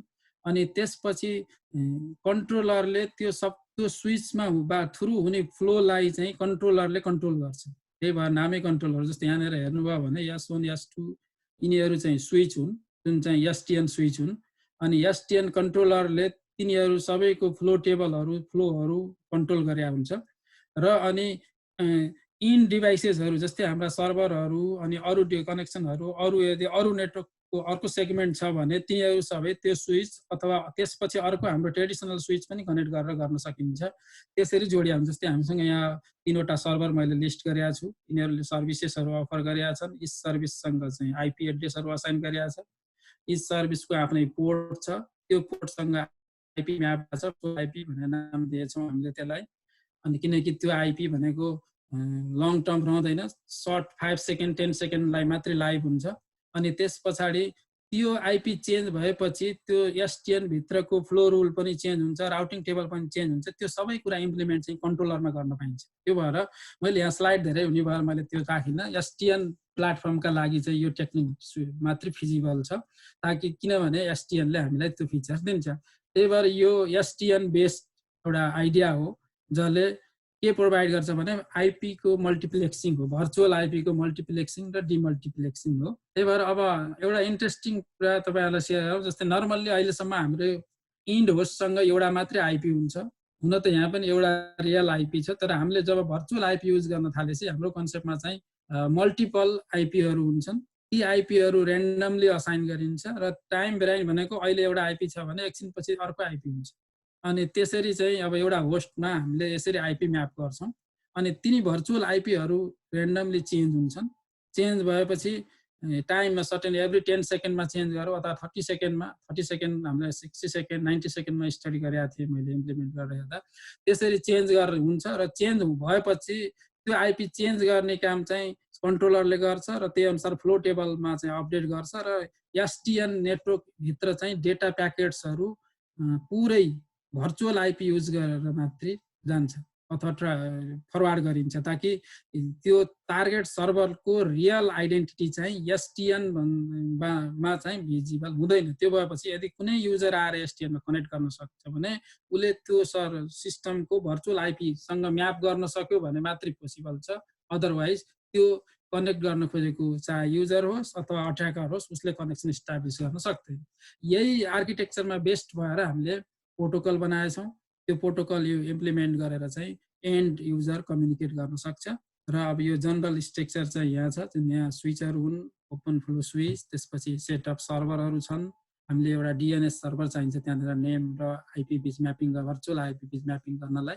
अनि एसटिएन कन्ट्रोलर छ अब तल मैले यहाँ फ्लो टेबल देखाएको छु फ्लो टेबलमा एउटा ए भन्ने होस्टबाट आएको युजरको आइपी डेस्टिनेसनको आइपी चाहिँ एउटा छ, तर त्यसले त्यो आइपीलाई पोर्टसँग बाइन्ड गरेर, किन भन्दा मेरो कन्सेप्ट नै मल्टिप्लेक्सिङ हो, किनकि 1-to-1 म्यापिङ अलरेडी हुन्थ्यो भने पोर्टसँग बाइन्ड गरेर पोर्ट र आइपीको कम्बिनेसनले अब डाटा नेटवर्कभित्र चाहिँ ट्रान्समिसन गरिन्छ। अनि यसले हामीले हेर्दाखेरि सिग्निफिकेन्टली चाहिँ अट्याकको इफोर्ट चाहिँ रिड्युस गरेर र अट्याकरको सक्सेस चाहिँ रिड्युस गरेको पायौँ। यदि भन्नुपर्दा नर्मली 37% अट्याक जति सबै फेल भयो, इभन हाम्रो प्रुफ अफ कन्सेप्ट इम्प्लिमेन्टेसनमा पनि अझ इफेक्टिभली गर्न सकिन्छ यदि आइपीको रेन्जहरू बढायो भने। त्यसपछि एफआरबिएमले हामीले चाहिँ अर्को टर्म चाहिँ कन्क्लुजनमा के भन्न सकिन्छ भने यो जुन साइबर किल चेन अगाडि मैले भनेको थिएँ जुन अट्याक साइकल अट्याक फेजहरू, त्यसको फर्स्टकै फेजमा चाहिँ जुन अट्याकरले गेन गरेको स्क्यान गर्दा थाहा पाएको इन्फर्मेसन छ त्यो नै यसले इन्भ्यालिड गरिदिएको हुनाले अब मोस्ट अफ द अट्याक चाहिँ फेल हुन्छ। त्यो यो प्रोएक्टिभ टेक्निकले भन्ने हो र हामीले यो वर्क चाहिँ यो पब्लिस पनि छ। अब नेक्स्ट मैले यो स्लाइडमा धेरै टाइम स्पेन्ड गर्दिनँ किनभने मैले अलरेडी डिस्कस गरिसकेको छु। त्यही कन्सेप्टलाई मैले फर्दर मोर एक्सटेन्ड गरेर अगाडिको हाम्रो सेक्युरिटी एसटिएनको कोर एसटिएन भित्र मात्रै थियो र यो नेक्स्ट वर्कमा चाहिँ नर्मल्ली एसटिएन भन्दा बाहिर एन्ड टु एन्ड सेक्युरिटी कसरी दिन सकिन्छ भनेर मैले केही स्टडी गरेँ र त्यसलाई चाहिँ अलिकति आर्किटेक्चरमा चेन्ज गरेर अनि पोर्टलाई पनि र आइपीलाई पनि दुवैलाई, जस्तै सर्भिस पोर्ट टिसिपी सर्भिस पोर्टहरू जुन छ र आइपी दुवैलाई मल्टिप्लेक्स गरेर एउटा कमन एड्रेस बनाएर अनि एन्ड टु एन्ड भर्चुअल इन्फर्मेसनमा आइडीमा मात्रै डाटा ट्रान्सफर गर्न सकिन्छ भन्ने कन्सेप्ट चाहिँ यसमा हामीले एक्सटेन्ड गरेका छौँ। जब त्यसको नाम नै हामीले ऱ्यान्डम होस्ट एन्ड सर्भिस मल्टिप्लेक्सिङ, अगाडिको जस्तै आइपीलाई पनि र सर्भिसलाई पनि गरेर। अनि यसको कन्सेप्ट उस्तै नै हो तर यसले दुईटै कुरा कम्बाइन गर्छ। यसले के गर्छ भने बोथ होस्ट र सर्भिस, होस्ट टार्गेट सर्भरमा भएको सर्भिस र अनि होस्ट टार्गेट सर्भर होस्ट दुवैलाई यसले हाइड गरेर अब भर्चुअल कन्सेप्टमा मात्रै एन्ड टु एन्ड दिन्छ। त्यसले गर्दा entire end to end connection चाहिँ सेक्योर हुन्छ भन्ने हाम्रो यसको मेन यसको कन्ट्रिब्युसन भनेको त्यो हो। र अब हामीले यसमा कतिवटासम्म भल्नरेबल सर्भिसहरू रनिङ छन् भनेर पनि यसको trade off analysis गरेछौँ, performance हेरेछौँ,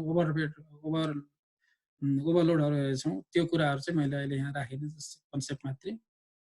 okay, मैले यो दुईवटा मात्रै टेक्निक डिस्कस गरेको यो मुभिङ टार्गेटकोमा चाहिँ आफ्नै वर्कको रेफरेन्समा अगाडि मैले लिस्ट गरेँ। धेरै अरूका वर्क्सहरू पनि छन्, ओएस रोटेसनहरू, भर्चुअल मेसिनहरू, त्यसै गरी अरू नेटवर्क रिकन्फिगरेसनहरू तिनीहरू पनि छन्, तिनीहरूको बारेमा म कुरा गरिनँ।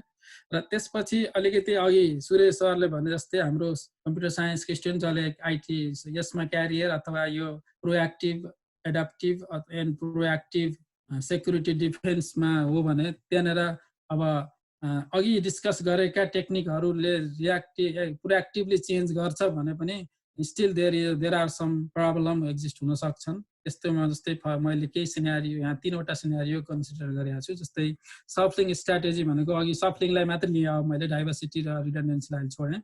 सफ्लिङलाई हेऱ्यो भने एउटा भनेको नो सफ्लिङ सिम्पल एउटा case, that means attack success. हाम्रो एजुम्सन के हो भने if the IP address or any target systems information चाहिँ कन्स्ट्यान्टली फिक्स स्ट्याटिक छ भने अट्याकरले सबै इन्फर्मेसनहरू कलेक्ट गर्न सक्छ।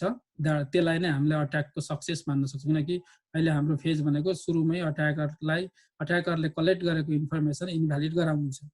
अनि अर्को एप्रोच भने के हुनसक्छ भने फिक्स टाइम सफ्लिङ भनेको सर्टेन टाइम, अघि मैले भने जस्तो 5 सेकेन्डमा अथवा 10 सेकेन्डमा अथवा 30 सेकेन्डमा अथवा अलि अपरेटिङ सिस्टम नै चेन्ज गर्ने हो भने 1 महिनामा चेन्ज गर्ला। अब सफ्टवेयर अपडेटहरू गर्ने हो भने 15 दिनमा अपडेट गर्न सकिएला। ती कुराहरू छ भने त्यसलाई हामी फिक्स टाइममा भन्छौँ। र फिक्स टाइमको केसमा हेर्नुभयो भने त्यो फिक्स टाइममा सफ्लिङ गर्दै जान्छ र अट्याकका मैले त्यो 7वटा फेजलाई कम्प्याक्ट गरेर 3वटा फेजमा राखेको।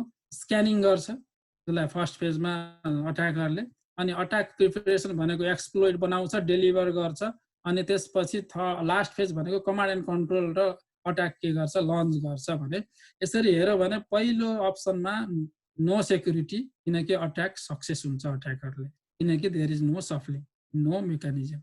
एन्ड सेकेन्डमा फिक्समा गऱ्यो भने त अब यहाँ माथि हेऱ्यौँ हामीले स्क्यानिङ गर्न अलि बढी टाइम लाग्यो, त्यसपछि प्रिपरेसन गर्न अलि कम टाइम लाग्यो, लन्च गर्न अलि कम टाइम लागेछ भनेपछि तर फिक्स टाइममा उसले गर्यो भने सफल गइराख्नु पर्यो। तर अट्याक सक्सेस त यदि यो प्रिपरेसन फेज भन्दा अगाडिसम्म हामीले यदि त्यो सफल गरे हुन्थ्यो नि, तर धेरैवटा सफलिङहरू गरिराख्नु पर्यो। राम्रो हुन्छ तर पर्फर्मेन्सका हिसाबमा चाहिँ त्यति राम्रो देखिएन, किनकि ओभरलोड इन्क्रिज बढ्न सक्छ।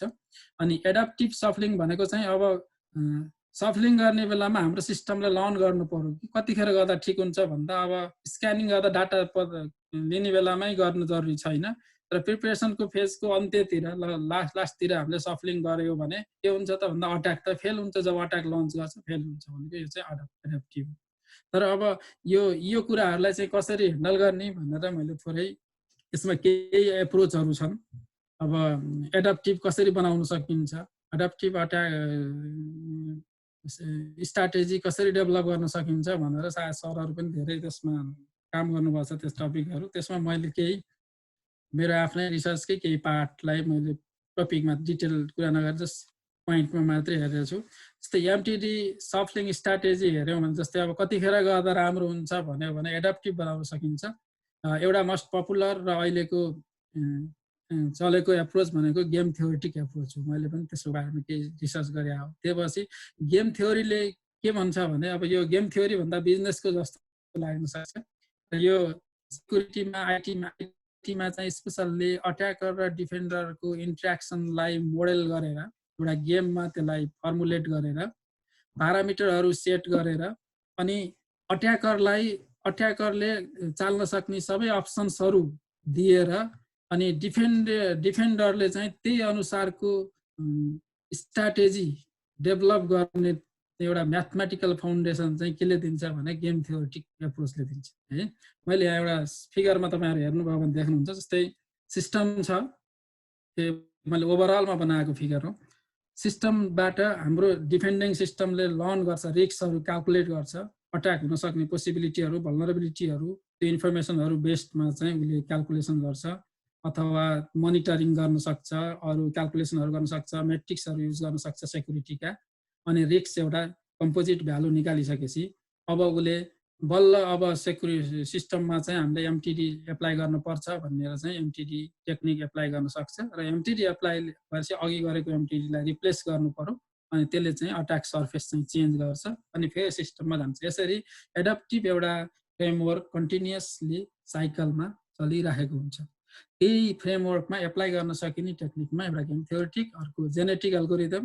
अब यो जेनेटिक एल्गोरिदम गेम थ्योरीले चाहिँ नर्मल्ली फर्स्टमा गेम बनाइसकेपछि तिनीहरू बिच मोल्डिङ गरेर तिनीहरूको रिवार्डहरू, त्यसपछि तिनीहरूले रिवार्डको भ्यालुहरू सबै सेट गरिसकेपछि अनि गेम थ्योरिटिकल अप्टिमाइजेसन गर्न सकिन्छ using the markup decision process. अनि त्यो अप्टिमाइज गरेको नै अप्टिमम सोलुसन हो भनेर हामीलाई म्याथमेटिकली ग्यारेन्टी गर्छ। अब जेनेटिक एल्गोरिदम धेरैलाई थाहा छ, जेनेटिक एल्गोरिदम पनि अप्टिमाइजेसनका लागि युज गरिन्छ र यो पनि मुभिङ टार्गेट डिफेन्समा त्यही मोल्डिङका लागि जसले आइडेन्टिफाइङ गर्नलाई optimal deployment of the system configuration के हुन सक्छ भन्छ। अब यो अलि इन्ट्रेस्टिङ होला कसरी जेनेटिक एल्गोरिदम यो सिस्टमको कन्फिगरेसन भन्दा यहाँनिर हामीले कम्प्युटरको कन्फिगरेसनलाई एज अ क्रोमोजोम ट्रिट गर्छौँ अनि त्यसपछि अरू सबै हाम्रो जेनेटिक एल्गोरिदम जे हामीले पढाउने गरेका छौँ कम्प्युटेसनहरू गर्दै गइसकेपछि based on the fitness function optimal solution चाहिँ गुड सोलुसन फाइन्ड गर्छौँ। अब त्यसपछिको थर्ड एप्रोच भनेको के हो भने मसिन लर्निङ बेस्ड एप्रोचहरू। सायद मलाई भन्दा अरू मेरो त्यहाँ हाम्रो साथीहरूलाई तपाईँहरूलाई बढी थाहा होला मसिन लर्निङ, तर मैले चाहिँ यो सेक्युरिटीको पोइन्ट अफ भ्यूले मात्रै मसिन लर्निङको बारेमा केही स्टडी गरेको र यसमा हेर्दाखेरि हामीलाई थाहा छ मसिन लर्निङ आफैमा एउटा ठुलो एउटा फिल्ड हो। यसका डिफ्रेन्ट अब क्याटेगोराइजहरू गर्न सक्छौँ र एज अ समरीमा भन्नुपर्दा मुभिङ टार्गेट डिफेन्स अथवा हाम्रो सेक्युरिटी डिफेन्समा मेसिन लर्निङ चाहिँ स्पेसल्ली के लाई भन्दा टु हिन्डर एन्ड अट्याकर्स लर्निङ भनेको अट्याकरको लर्निङहरू आफूले थाहा पाउन, अट्याकरको लर्निङहरूलाई बुझ्नलाई र अट्याकरको बारेमा आफूले बुझ्नु पर्यो, अट्याकरले अहिले के गर्दैछ, अट्याकरले के अप्सन चाल्दैछ भन्ने र अनि बेस्ट डिफेन्स स्ट्राटेजी सेलेक्ट गर्नलाई हामी युज गर्छौँ। अब त्यस पछाडि जस्तै अब सफलिङ स्ट्राटेजी चाहिँ कसरी गर्न सकिन्छ भने अब एडाप्टिभ भनेको त हामीले अघि नै भन्यौँ, डाइनामिक। एडाप्टेबल भनेको त्यो करेन्ट सिचुएसन, इन्टरनल र एक्सटर्नल इन्भाइरोमेन्टमा भएका करेन्ट अप्सनहरू, एक्जिस्टिङ अहिले भइराखेका प्रोपर्टिजहरूलाई को बेसिसमा चाहिँ अब डिसिजन गर्नु पर्यो कि म सफल गरौँ कि नगरौँ। किनकि हामीले छिटो छिटो सफल गऱ्यौँ भने पर्फर्मेन्स लस्ट हुन्छ, ढिलो सफल गऱ्यौँ भने अट्याक फेल हो, अट्याकर सक्सेस हुन्छ। भनेपछि हाम्रो पर्फर्मेन्स पनि हामीले लुज गर्नु छैन, किनकि अट्याकै हुनेवाला छैन भने किन सफलिङ गरिराख्ने। सफलिङ गर्दाखेरि त कनेक्सन, नेटवर्क कनेक्सनमा डिस्टर्ब आउन सक्छ अलिक हाई रेटमा गऱ्यो भने। त्यो भएर यो एडभान्स अट्याक डिटेक्सन एल्गोरिदमहरू जुन मेसिन लर्निङका छन् तिनीहरू युज गरेर एडाप्टिभली सफलिङ, एडाप्टिभली डिफेन्स स्ट्राटेजी युज गर्न सकिन्छ। त्यसमा अब नर्मल्ली अब यसलाई अर्को वेमा भन्नुपर्दा इभल्भिङ अट्याकर्सहरूलाई क्याप्चर गर्छ भनेको अट्याक सिनारियो कसरी डेभलप भइराखेको छ। जस्तै हामीले इभल्भिङ भन्नुको मतलब जस्तै अब यसमा तपाईँहरूलाई मैले भन्दा जस्तै एडभर्जरियल मोडलिङ भन्छ। अट्याकरलाई पहिला मोडेल गर्छौँ र अहिले एउटा एआई अट्याक भन्दा नर्मल्ली एडभर्जरियल एक्जाम्पल भन्छ। जस्तै तपाईँको इजी एक्जाम्पलहरू भन्छ जस्तै न्युरल नेटहरू अथवा डिप लर्निङहरू युज गरेर हामीले मोल्डिङ गरेका छौँ सोलुसन डेभलप गर्दा भने त्यहाँनिर आउन सक्ने एउटा पोसिबल अट्याक भने के हो भने एडभर्जरियल एक्जाम्पल भन्छ। जसलाई अब के भन्छ भने ट्रेनिङ फेजमै अथवा त्यहाँनिर रङ इन्फर्मेसनहरू इन्जेक्ट गर्न सक्यो भने अब त्यसले रङ दिन्छ। अब यो भयो कम्प्युटरको भाषामा। अर्को हाम्रो भाषामा भन्दा जस्तै हामी कहीँ जानुपर्ने छ गुगल म्याप लगाएर गाडीमा, अनि गुगल म्यापले हामीलाई हामी यति ट्रस्ट गर्छौँ गुगल म्यापले हामीलाई जहाँ लैजाने भनेर सेट गरेको ठाउँ पक्का त्यही नै हो भनेर, तर गुगल म्यापमा नै यस्तो किसिमको अट्याक भयो कि हामीलाई अब कुनै किडन्यापरले डाइरेक्ट गरिरहेछ र उसको घरमा पुगिरहेको छ। त्यो किसिमको अट्याक हुनसक्छ भने त्यो कुरा इभल्भिङ अट्याकर्सहरूले त्यसरी गरेको कुरालाई मेसिन लर्निङले क्याप्चर गर्न सक्छौँ र त्योबाट लर्न गरेर त्यो अट्याकहरू मिटिन्छन्। रिसेन्टली केही टेक्निकहरू चाहिँ यो एडप्टिभ डिफेन्स अथवा एक्टिभ डिफेन्स अथवा प्रोएक्टिभ डिफेन्समा चाहिँ यी टेक्निकहरू आएका छन् र मैले केही सेयर गरेको।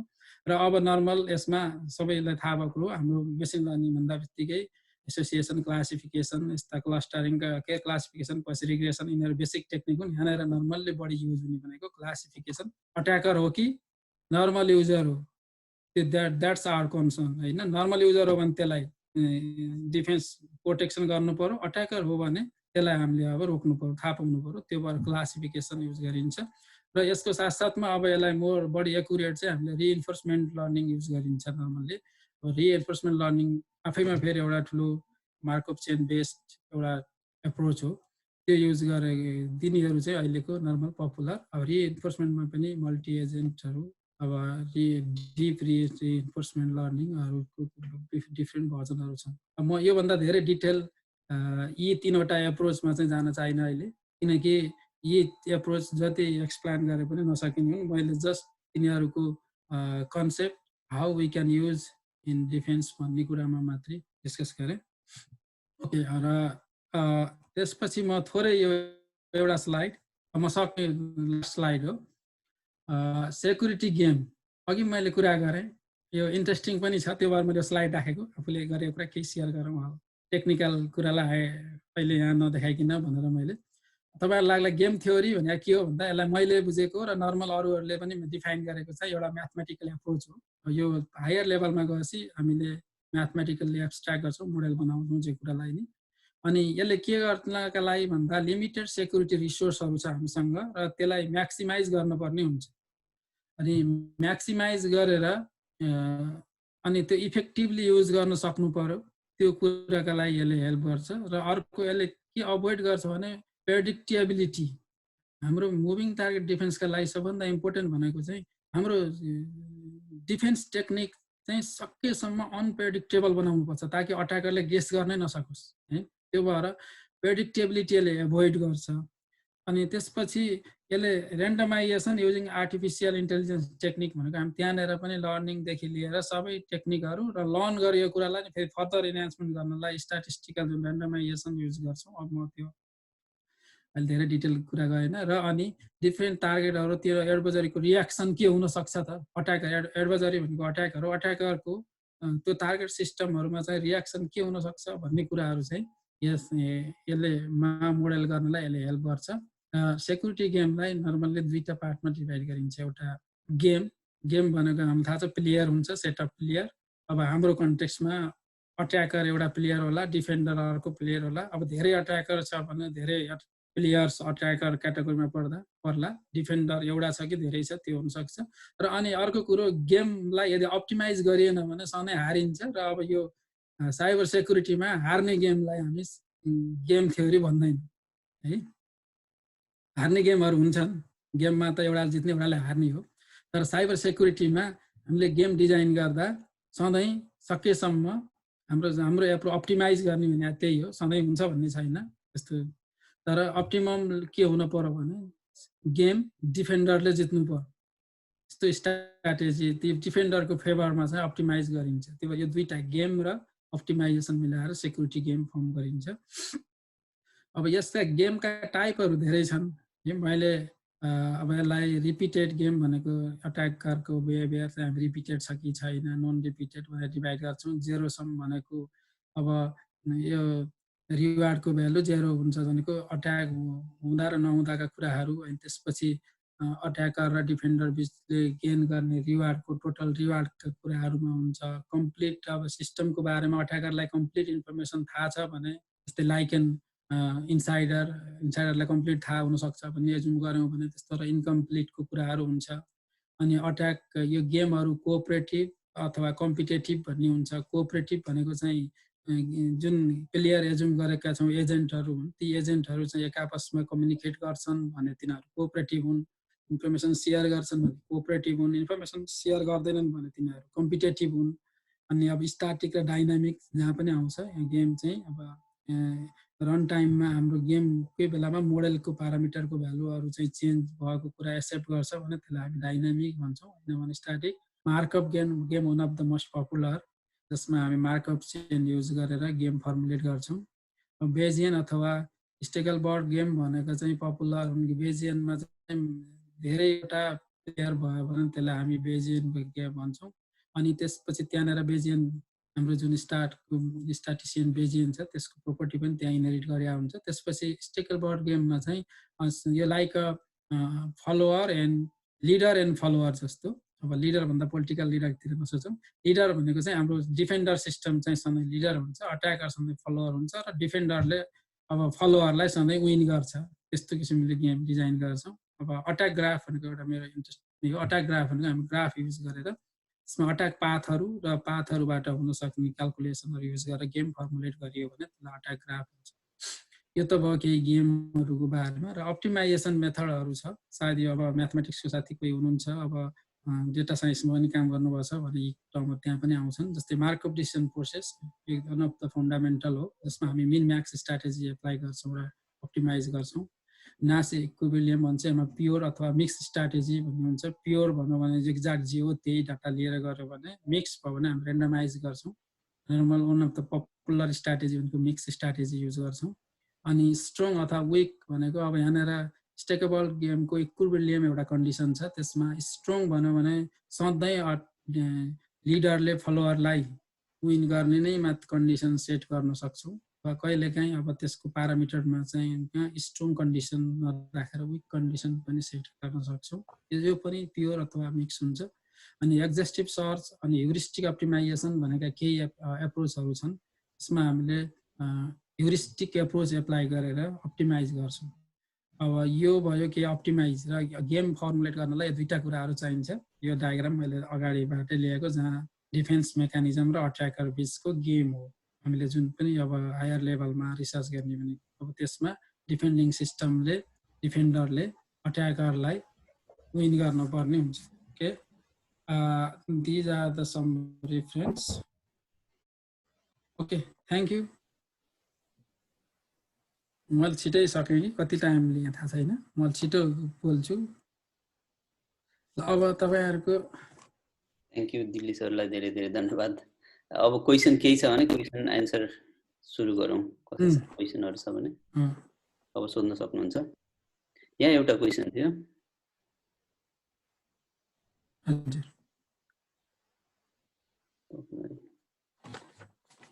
म्याक पनि चेन्ज हुन्न सर डाइनामिकल्ली भनेर सोध्नु भएको छ अनिस।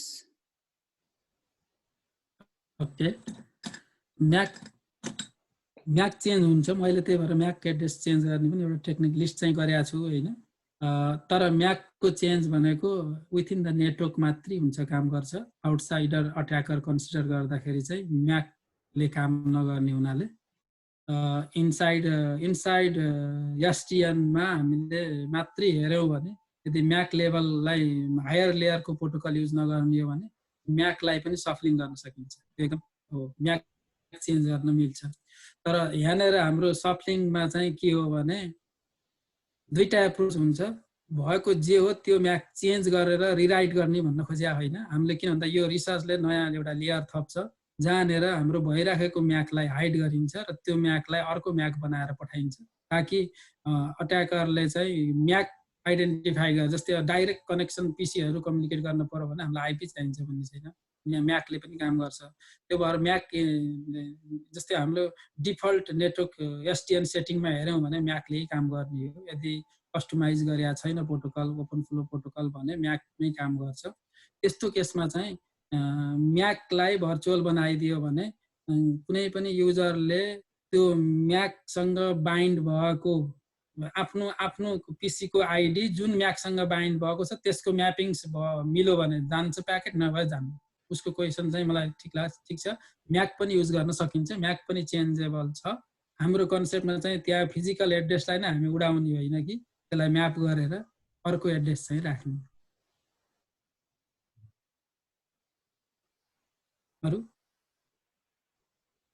अरु कसैसँग कुनै क्वेसन छ? सुन्नुहोस्, कुनै क्वेसन छैन भने मसँग एक दुईटा यो गेम थ्योरीको क्वेसन हजुर। च्याटमा उत्सव अर्यालले के लेख्दै हुनुहुन्छ?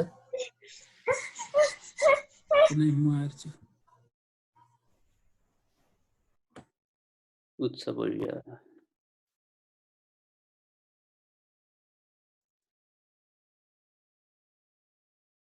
कतै छ सर क्वेसन?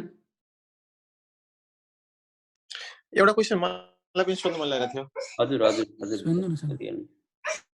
यो मुभिङ टार्गेट गर्दाखेरि एट्याकरलाई त ब्लक गर्छ भन्नुभयो, तर त्यसले चाहिँ जेन्युन युजरहरूलाई पनि त कम्युनिकेसन ड्रप गराउला नि होइन, एउटा एस्पेक्ट थियो।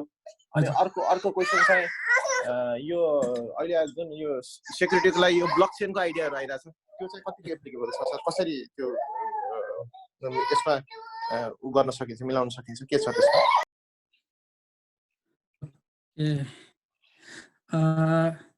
एकदम पहिलो क्वेसनको कुरा गरौँ है। अब अट्याकरलाई ब्लक गर्दा जेन्यु युजर जुन छ आफ्नो क्लाइन्टलाई पनि ब्लक हुन्छ कि भन्ने हो।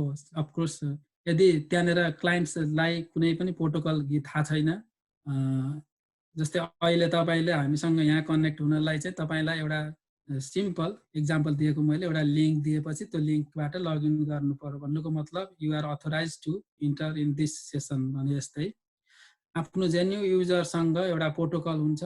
त्यो प्रोटोकलले त्यो युजरको कनेक्सन सेटअपमा, जस्तै मैले डिजाइन गरेको प्रोटोकलमा चाहिँ होस्ट नेमलाई हामी डोमेन नेम भन्छ, त्यो नेम हुन्छ, त्यो नेम चाहिँ नोन हुन्छ, त्यो अट्याकरलाई थाहा छैन भन्ने। अब केही न केही एजुम गर्नुपर्छ। अट्याकरले त्यो नै थाहा पायो भने त अब जस्तै तपाईँले पासवर्ड अर्कालाई दिए जस्तै होइन। अब त्यो भएपछि त्यहाँनिर हाम्रो बाँकी सबै क्लाइन्ट साइडमा चाहिँ क्लाइन्टमा प्रोक्सी हुन्छ, प्रोक्सीले त्यसलाई म्याप गर्छ, अनि त्यसपछि बाटोमा ट्राभल गरेको प्याकेटमा चाहिँ त्यो कुरा हुँदैन, भर्चुअल इन्फर्मेसन हुन्छ, ताकि अट्याकरले गेस गर्ने चान्सेस एकदम लो हुन्छ। जस्तै अब तपाईँसँग कुन क्लासको आइपी एड्रेस युज गर्नुहुन्छ, त्यो आइपीमा गेस गर्दा मिल्न सक्ने प्रोबाबिलिटी कति हुन्छ? फर इक्जाम्पल तपाईँले 1000वटा आइपी युज गर्ने किन्नुभयो, अथवा अहिले आइपीभी6 को कुरा गर्नु पर्दा जस्तै /16 को मात्रै लियो भने, एकदम मिनिमम लियो भने, त्यतिको लियो भने पनि तपाईँको 16 ब्लकको बिटको ब्लक मात्रै लियो भने पनि 2⁻16 - 1 वटा आइपी बन्छन्।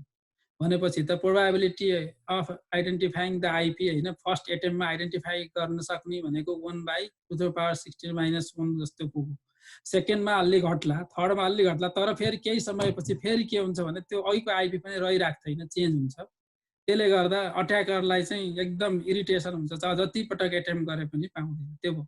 अनि क्लाइन्टको सर्भर चाहिँ यही चिज हुन्छ, किनकि तर एकदम हाई फ्रिक्वेन्सीमा चाहिँ यदि चेन्ज गर्यो भने, किन भन्दा त्यहाँनिर ओभरहेड हुन्छ, किनकि फ्लो टेबल अपडेट गर्नुपर्छ, त्यही अनुसारको प्याकेट हेडर मोडिफाई गर्नुपर्ने हुन्छ। त्यस्तो ओभरहेड बढेर एउटा लेभलभन्दा बढी भएपछि चाहिँ, जस्तै मेरो एक्सपेरिमेन्टमा चाहिँ तपाईँलाई सेयर गरिहालौँ, 90 सेकेन्ड भन्दा ढिलो गर्दाखेरि त्यो सिमुलेसन सेटअप इन्भाइरोमेन्टमा चाहिँ त्यति इफेक्टिभ देखिएको थिएन होइन, हाइली इफेक्टिभ थियो 30 सेकेन्डमा। त्यस्तो हुन्छ। त्यो भएपछि धेरै ढिलो गर्यो भने पनि अट्याकरले सबै स्क्यान गर्न भ्याइसक्छ, त्यो भएपछि युजलेस हुन्छ।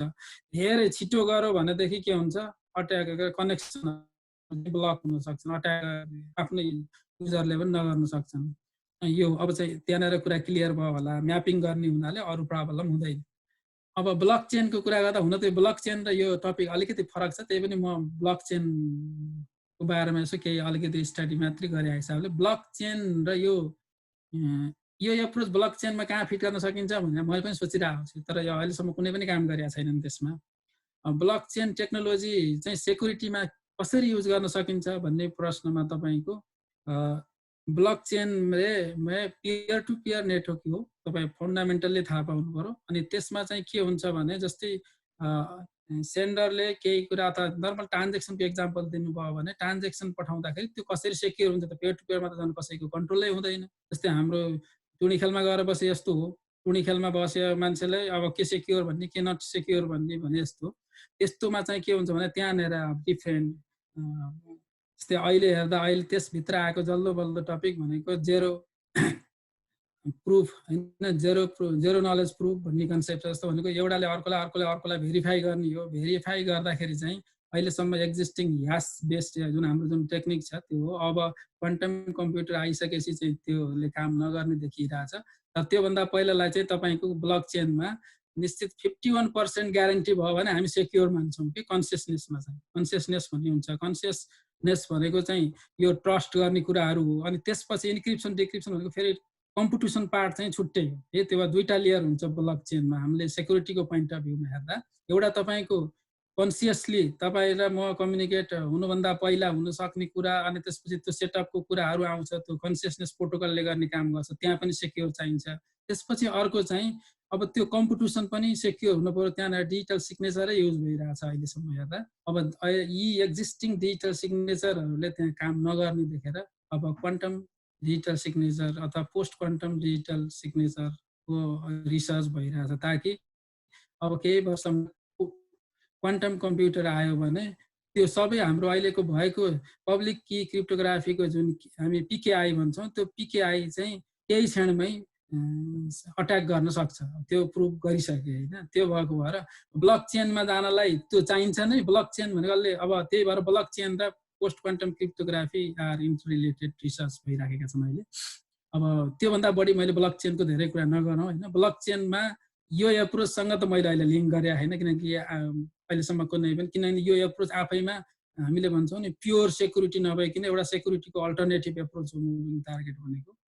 अब त्यो हिसाबले चाहिँ इन्क्रिप्सन डिक्रिप्सन नगरिकन, भल्नरेबिलिटीहरू डिटेक्ट नगरिकन अट्याकरलाई हामीले डिटोरेट गरेर अट्याकरलाई हामीले चाहिँ फ्रस्ट्रेसन गराएर अट्याक गर्न सक्ने बनाउने एप्रोच हो यो। त्यो भएर यसलाई हामी अब हुन त यो नेक्स्ट जेनेरेसनको एउटा गेम चेन्जर पनि भन्छ सेक्युरिटीमा यो टपिकलाई।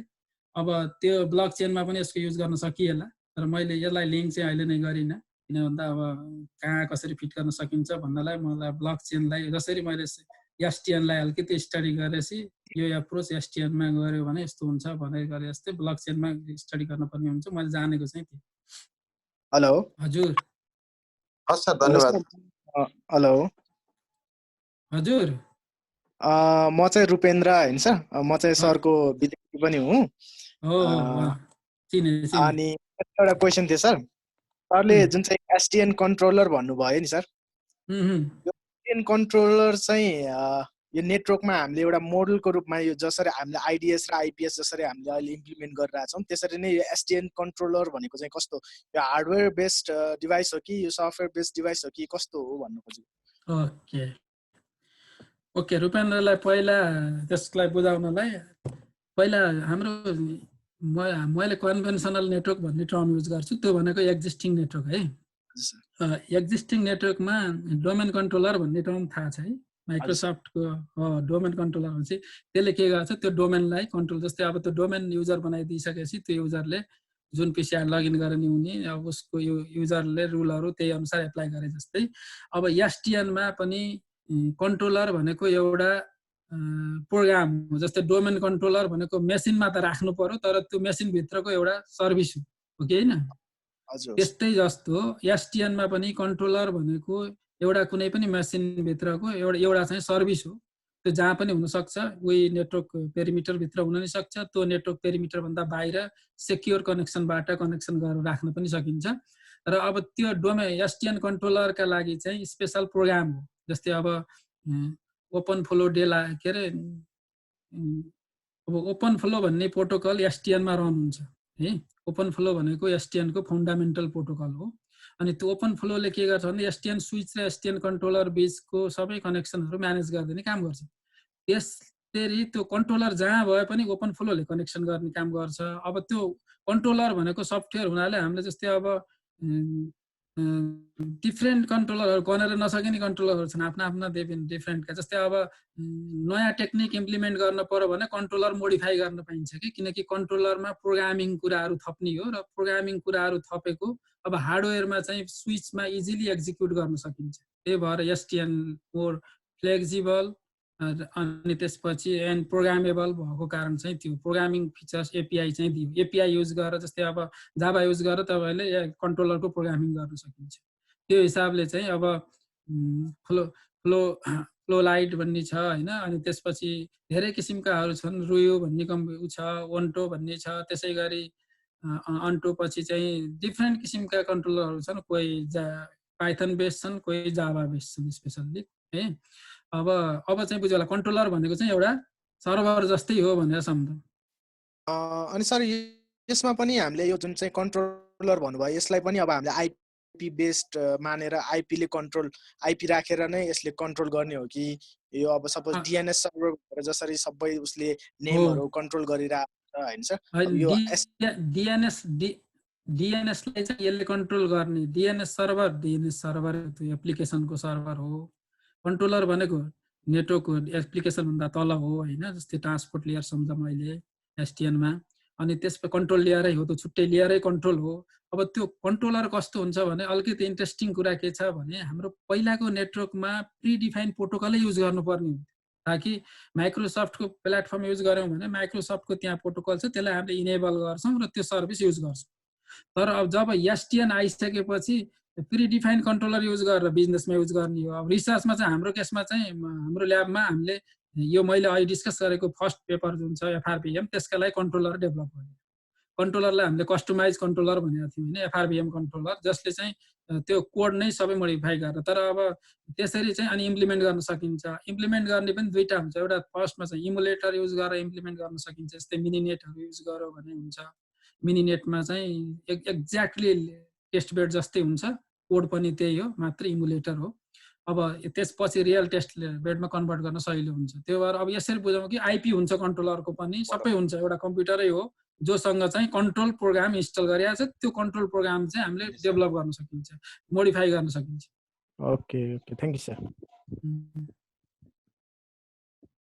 अरु कसैको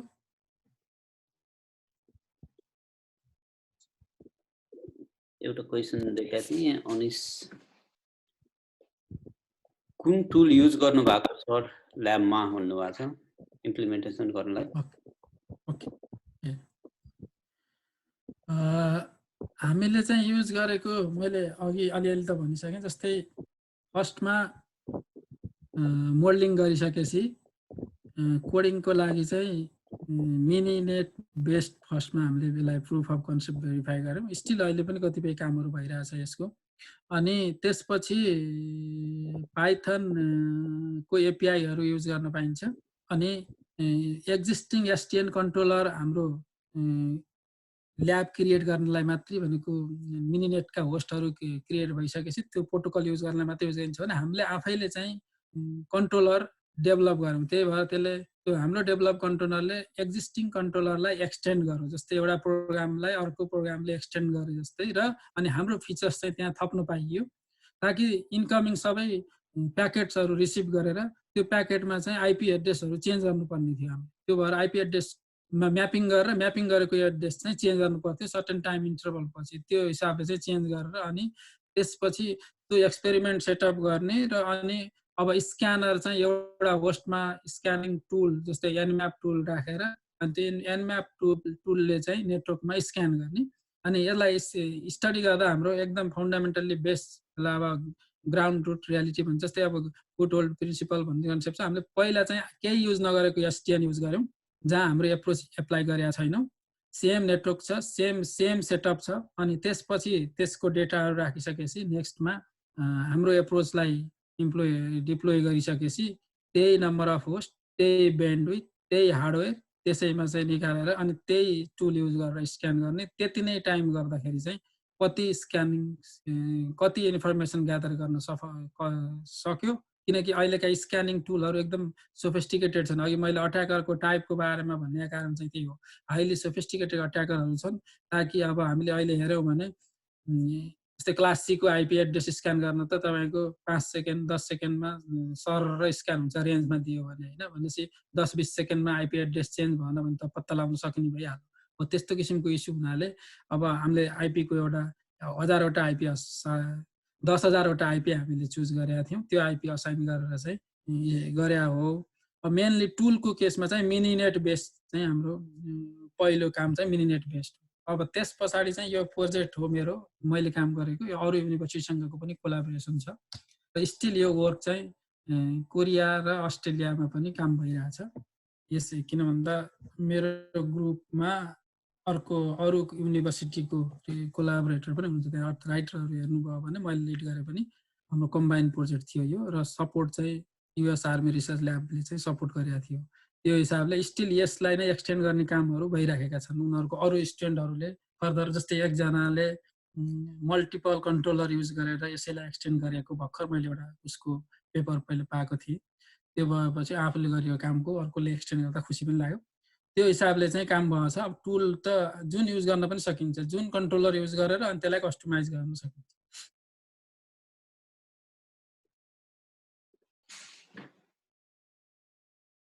अरू केही मैले भनेको कुरा बुझ्यो होला त है? बुझ्यो सर, क्लियर छ एकदम। अरू कोही कसैसँग कुनै क्वेसन छ?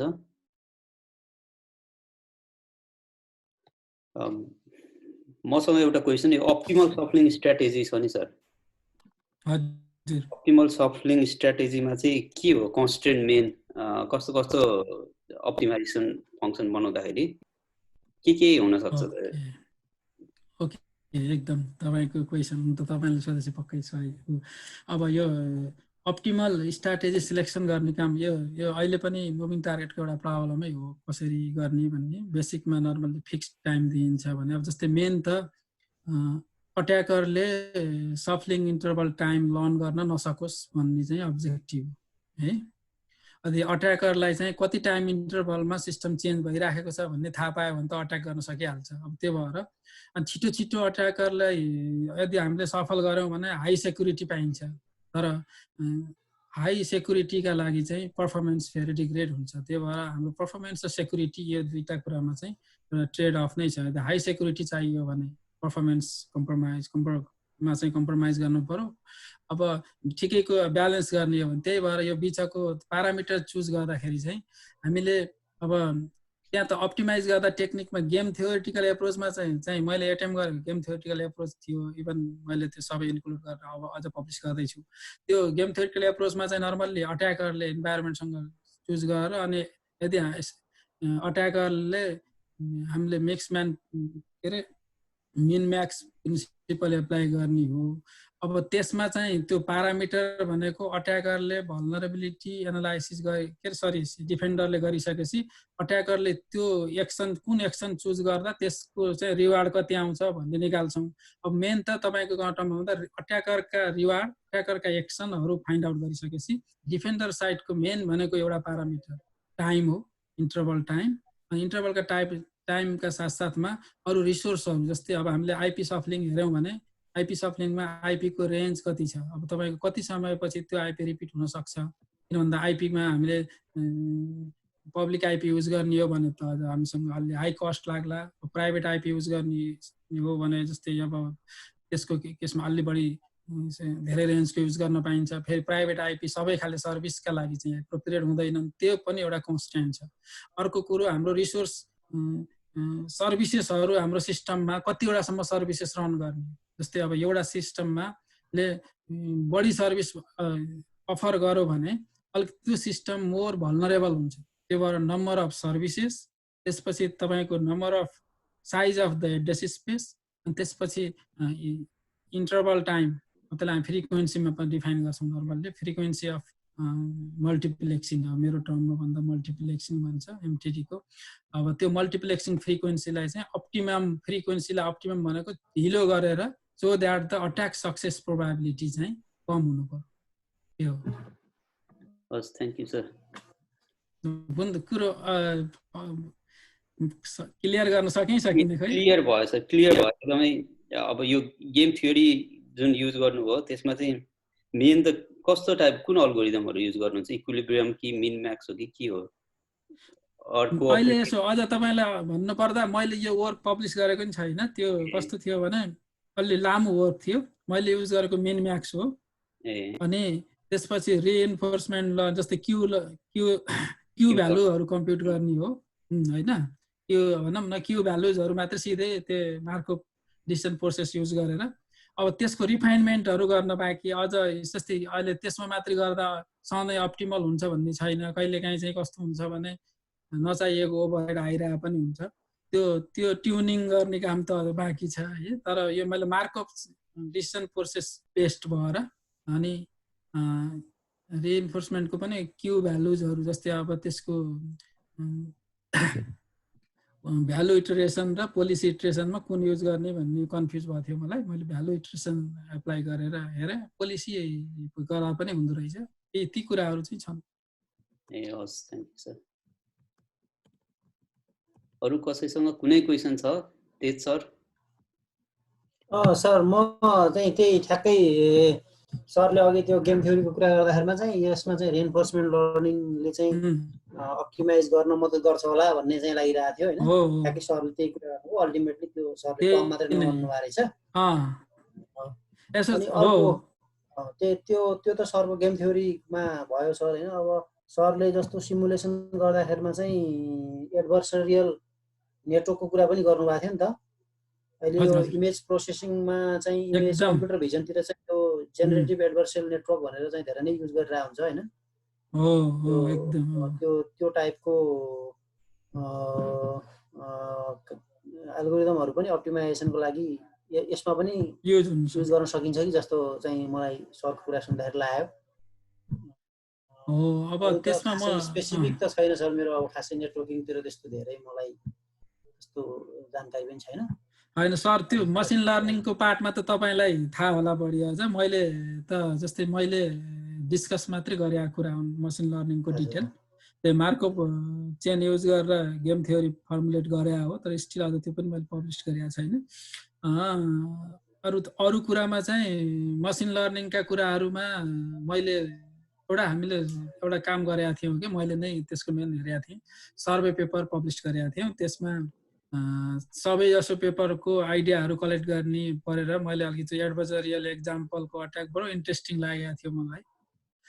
अनि त्यसपछि एडभर्सरियल लर्निङको नेट तपाईँ भनेको ठ्याक्कै त्यही टर्म एडभर्सरियल नेटको कुराहरू जुन छ त्योमा मैले पछिल्लो पिरियडमा त मुभिङ टार्गेट डिफेन्सको बेस्टमा राख्दाखेरि केही त्यो अट्याकहरू चाहिँ कम भएको भन्ने पेपर पनि एउटा रिसेन्ट वर्क चाहिँ पाएको थिएँ। हो त्यो अप्टिमाइज गर्दाखेरि पनि डेफिनेटली त्यसले अप्टिमाइजेसनमा हेल्प गर्छ होला, तर पक्का अब त्यसको एक्सप्लोर चाहिँ गर्नै पर्छ सर। हस्, धन्यवाद सर समयको लागि। सरले जे होस् आफ्नो धेरै लामो 3-4 वर्षको रिसर्चलाई चाहिँ सरसर्ती हामीले बुझ्ने भाषामा भनिदिनु भयो, यसको लागि एकदम धेरै धन्यवाद। होइन सर, यो मैले सबै छैन, मैले मेरो रिसर्चमा योभन्दा अर्को आधा जति जस्तै यो त एउटा टेक्निक मात्रै भयो, फर्स्ट च्याप्टर हो मेरो जुन होइन, जुन टेक्निकको कुरा गरेँ। अनि फर्स्ट च्याप्टर पछि मैले अप्टिमाइजेसनलाई अलिअलि टर्म मात्रै छुएँ, अनि अरू बाँकी त रिलेटेड वर्कको कुरा मात्रै हो त्यो। अनि अब अरू मेट्रिक्सहरू जुन security matrix moving target defence पनि त इफेक्टिभ छ कि छैन भनेर इभ्यालुएसन गर्ने त्यो मेरो अर्को हो। मैले अब सबै कुरा समेट्न नसक्ने हुनाले यति पनि कति बोल्न सकिन्छ के हुन्छ भन्ने लागेको थियो। त्यो पनि डिटेल अरू केही नराखी ट्राई गरे हो। आई डोन्ट नो अब तपाईँहरू कतिको बुझिने हिसाबमा मैले कतिको कन्भिन्स गर्न एकदम क्लियर छ सर, एकदम क्लियर छ। लेमनले नै बुझ्ने सक्ने किसिमले कुराहरू आछ के। क्वेशन त्यही नै थियो, सेक्युरिटी म्याट्रिक्स के हुन्छ भनेर, जस्तो फ्यु एक्जाम्पल्स दिनु भने अलिक क्लियर हुन्थ्यो। ओके, सेक्युरिटी म्याट्रिक्समा चाहिँ मैले एउटा अन्त पेपर अन्डर रिभ्यू छ अहिले, एउटा जर्नलमा बुझाएको छु। यसका लागि सेक्युरिटी म्याट्रिक्स भन्नुभयो कि जनरल सेक्युरिटी म्याट्रिक्स? मैले दुईटा एप्रोचमा हेर्छु। मुभिङ टार्गेटका लागि भनौँ कि जनरल हाम्रो चलिरहेको सेक्युरिटी? जनरल, हामीलाई चाहिँ जनरल भन्नुभयो नि हुन्छ। मेरो लागि चाहिँ मलाई त्यसको आइडिया नै छैन कुनै पनि। जेनरल भन्नु पर्दाखेरि चाहिँ अब हाम्रो सेक्युरिटीको गोल भन्दा हामीले एभाइलेबिलिटी, कन्फिडेन्सियलिटी भनेर बुझ्छौँ नि होइन। अब त्यो भएर सेक्युरिटी मेट्रिक्समा चाहिँ मेजरेबल थिङ्सहरू फाइन्ड आउट गर्नुपर्ने धेरै इम्पोर्टेन्ट छ। र अब जेनरल कन्भेन्सन एमटिडी बाहेकका कुरा गर्नुपर्दा मेट्रिक्सहरूले के कुरा मेजर गर्ने, जस्तै अब सेक्युरिटी मेट्रिक्सहरू सबैले सबै मेजर गर्ने कुरै हुँदैन, एउटै मेट्रिक्सले सबै गर्दैन। जस्तै अब मलाई फर इक्जाम्पल मैले रिसेन्टली एउटा काम गरेको थिएँ, पेपर बनाएन, टाइम टु कम्प्रोमाइज एस्टिमेसन गर्नु पर्यो। अब कसलाई के थाहा, अब कति समयमा कुन सिस्टम कम्प्रोमाइज हुन्छ भनेर त कसैले भन्न सक्दैन नि होइन। त्यो एउटा मेट्रिक्स हो, टाइम टु कम्प्रोमाइज एस्टिमेसन मात्रै गर्ने हो, स्ट्याटिस्टिकल्ली प्रोजेक्सन गर्ने हो, स्याम्पलिङ गर्ने हो। अनि त्यसपछि अब त्यो बाहेक सरसर्ती सजिला मेट्रिक्सहरू हेर्नु भने भल्नरेबिलिटी बेस्ड मेट्रिक्सहरू मोस्ट पपुलर छन् है। अब जस्तै तपाईँको सिस्टममा डाटाबेसमा भल्नरेबिलिटिजहरू के छ, अब त्यो त्यसै गरी सर्भरमा भल्नरेबिलिटी के छ, अपरेटिङ सिस्टममा के छन्। यदि भल्नरेबिलिटिजहरू छन् भने भल्नरेबिलिटीको बेसमा चाहिँ अब CVSS भनेर चाहिँ कमन भल्नरेबिलिटी स्कोरिङ सिस्टम भनेको एउटा स्ट्यान्डर्ड भल्नरेबिलिटीको स्कोरिङ सिस्टम छ। नेसनल भल्नरेबिलिटी डाटाबेसले चाहिँ त्यो भल्नरेबिलिटी आउँदा बित्तिकै पब्लिक गरिदिन्छ र अनि त्यसको कतिको भल्नरेबिलिटीको इम्प्याक्ट के छ होइन, त्यसको चाहिँ एक्सप्लोइटेसन भनेको कतिको एक्सप्लोइट गर्न कतिको सहिलो छ भनेर चाहिँ त्यो उसले पब्लिस गरिदिन्छ। अनि त्यो बेसिसमा चाहिँ हामीले मेट्रिक्सहरू डिजाइन गर्दा पहिला मोडेल बनाउनुपर्छ। त्यो मेट्रिक्समा ती भ्यालुहरूलाई कसरी प्रेजेन्ट गर्ने, त्यसमा एउटा एप्रोच भनेको ग्राफिकल मेट्रिक्स छ। मैले नर्मल्ली त्यही फलो गर्छु, अट्याक ग्राफ र अट्याक ट्री। अनि अट्याक ग्राफ र अट्याक ट्रीको कम्बाइन हाम्रो ल्याबको एकजना पहिलाको साथीले गरेकोमा त्यो दुईटालाई कम्बाइन गरेको थियो। त्यही एप्रोच चाहिँ एफिसिएन्ट नै छ अहिले। हाइरार्किकल अट्याक रिप्रेजेन्टेसन मोडल भन्छ उसको पिएचडी थेसिस हो। अनि त्यो हाइरार्किकल अट्याक रिप्रेजेन्टेसन मोडलमा चाहिँ नेटवर्कको रिचेबिलिटी एक ठाउँमा राखेर अनि भल्नरेबिलिटी ठाउँमा राख्यो भने भल्नरेबिलिटी स्कोरहरूको गेट्स हुन्छ, कन्डिसन हुन्छ कि जस्तै यो र यो भल्नरेबिलिटी एक्सप्लोइट गर्नै पर्ने हो भने अब त्यही अनुसारको भ्यालु आउँछ। त्यसरी चाहिँ अट्याकरको सक्सेस क्याल्कुलेट गर्न सकिन्छ हेर्नु होइन, एउटा प्रोबाबिलिस्टिक भयो। अनि अर्को अब पाथहरू क्याल्कुलेट गर्न सकिन्छ नेटवर्कमा। अट्याकरले अब नेटवर्क पाथमा कति स्टेप्समा जान सक्छ, त्यो भएर नम्बर अफ कम्प्रोमाइज पाथमा हुन सक्ने पोसिबल पाथहरू कति छन्, अनि ती कुराहरू क्याल्कुलेसन गर्न सकिने भयो। अब त्यस्तै गरी अरू मेट्रिक्सहरू हेऱ्यो भने जस्तै टाइम टु कम्प्रोमाइज एक one of the most popular हो। जस्तै अनि मिन टाइम टु कम्प्रोमाइज भनिन्छ अझ especially. Mean time to compromise भनेको सफ्टवेयरमा जस्तै मिन टाइम टु फेलर भने जस्तै यता अब मिन टाइम टु सेक्युरिटी बिच होइन, मिन टाइम टु अब मेरो केसमा चाहिँ mean time to scan success भन्ने स्क्यानरले सक्सेस गर्ने टाइमहरूको कुरा। ती हिसाबले हेर्दाखेरि चाहिँ अब टाइम कति लाग्न सक्छ त्यो अनुसार एस्टिमेट गर्ने कुराहरू, ती सबै चाहिँ अब त्यो सिस्टमको इन्फर्मेसनहरू मेजर, अब त अलि सहिलो भाषामा भन्नुपर्दा मेजरेबल प्यारामिटर्सहरू फाइन्ड आउट गरिसकेपछि ती मेट्रिक्सहरूले विभिन्न मोडेलहरू जस्तै बेजियन नेटवर्क युज गर्छन्, कसैले स्टोकास्टिक पेट्रिनेट युज गर्छन्, कसैले अट्याक ग्राफ युज गर्छन्। अब यी ग्राफिकल एप्रोच हुन्, त्यो बाहेक नन ग्राफिकल पनि केही एप्रोचहरू छन्। ती जस्तै रिस्क बेस्ड क्याल्कुलेसन होइन, प्रोबाबिलिटी र अनि त्यसको इम्प्याक्टलाई मल्टिप्लाई गरेपछि रिस्क आउँछ, ती मेट्रिक्सहरू छन्। ती जनरल मेट्रिक्सहरूले त्यो कुराहरू क्याप्चर गरेर अनि यो सेनारियोमा चाहिँ यो भ्यालु यति आउनुको मिनिङ यस्तै अब स्कोर एउटा मेट्रिक्स भनिसकेपछि एउटा भ्यालु हुनुपर्छ रेन्ज। जस्तै अब प्रोबाबिलिस्टिक मेट्रिक्सहरू नर्मल्ली 0 देखि 1 सम्म जान्छन्। 1 भनेको एकदम हाई भयो, 0 भनेको लो भयो। अब त्यस्तै अरू मेट्रिक्सहरूको पनि एउटा स्कोर डिटरमाइन गर्ने चलन हुन्छ। अब एउटा वर्ड थपिहाल्ने मुभिङ टार्गेटको केसमा अलिकति डिफरेन्ट छ, किनकि मुभिङ टार्गेटमा चाहिँ सिस्टम चेन्ज भइरहेको छ कि। अब अहिलेको भल्नरेबिलिटी अहिले एकछिन पछि रहन्छ भन्ने सेयर छैन। अहिले जुन भल्नरेबिलिटी मैले अघि भने भल्नरेबिलिटी बेस्ड मेट्रिक्सहरू छन् अलरेडी। अब अगाडि भइराखेका भल्नरेबिलिटी इन्फर्मेसन चाहिँ अब एमटिटी ट्रिगर गरेपछि त चेन्ज हुन्छ नि त। एमटिटी जब ट्रिगर गरिसक्यो नयाँ अट्याक सर्फेस आएपछि त भल्नरेबिलिटी चेन्ज भयो भनेपछि त्यो अघिको इन्फर्मेसन लिएर मेजर गर्नुको कुनै मतलब छैन है। त्यो भएर मैले dynamic security matrices for moving target defence भनेर चाहिँ एउटा केही सेट अफ मेट्रिक्सहरू प्रपोज गरेका थिएँ, जसले प्रत्येक एमटिटी ट्रिगरिङ इभेन्टमा चाहिँ क्याल्कुलेट गर्न सकिन्छ। प्रोबेबिलिस्टिक एप्रोच भयो हैन, अलि बढी डिस्ट्रिब्युसन। अब यसो टाइम टु कम्प्रोमाइजतिर हेऱ्यो भने डिस्ट्रिब्युसनमा जानुपर्छ, किनकि कसैलाई पनि थाहा छैन कि यति टाइममा यो सिस्टम कम्प्रोमाइज हुन्छ भन्ने। तर त्यसलाई इस्टिमेट गर्न सकिन्छ। जस्तै मैले तपाईँलाई अलिकति इन्ट्रेस्ट जस्तै अब एउटा सिस्टमको भल्नरेबिलिटी भइसकेपछि त्यसमा प्याच डेभलप गर्न अहिले कन्टेक्स्टमा नर्मल्ली हामीले हेऱ्यो भने 30 डेजको टाइम राख्छौँ कि नयाँ प्याच आउनलाई है। भनेपछि त्यो सिस्टम त त्यो 30 डे त भल्नरेबल भयो नि। भनेपछि अब टाइम टु प्याच जुन भ्यालु छ त्यो अब 30 डेबाट घटाएर 1 विक बनाउन सक्यो भने 1 विकमै कसैले प्याच दिन सक्यो भने चाहिँ फेरि के हुन्छ, तपाईँको एभरेज हो डाटाबेसबाट निकालेको। 1 विकमा प्याच गर्न सक्यो भने त्यो भयो। अब त्यसको हिसाबमा चाहिँ त्यो अब अलि सेक्योर भयो। त्यसरी मेट्रिक्सहरू डेराइभ गरेको छ। अब त्यस्तै विभिन्न कुराहरू छन्। अब तपाईँको टाइम कोही अब जेरो एक्सप्लोइटका कुराहरू, अब 0 डे भल्नरेबिलिटीका कुराहरू छन्। अब त्यस्तो केसको अलिकति चाहिँ रिस्की छ। अब त्यसलाई मेजर कसरी गर्ने भन्ने छुट्टै छन्। त्यही भएर अब यो त्यहाँ पनि कतिपय अनसर्टेनिटीहरू छ, त्यसलाई मेजर गर्ने त्यही किसिमको एप्रोचहरू छन्। हस् सर, थ्याङ्क यू, धेरै कुरा क्लियर भयो। अरु कसैसँग केही क्वेसन छ? हामीसँग धेरै टाइम त छैन। अब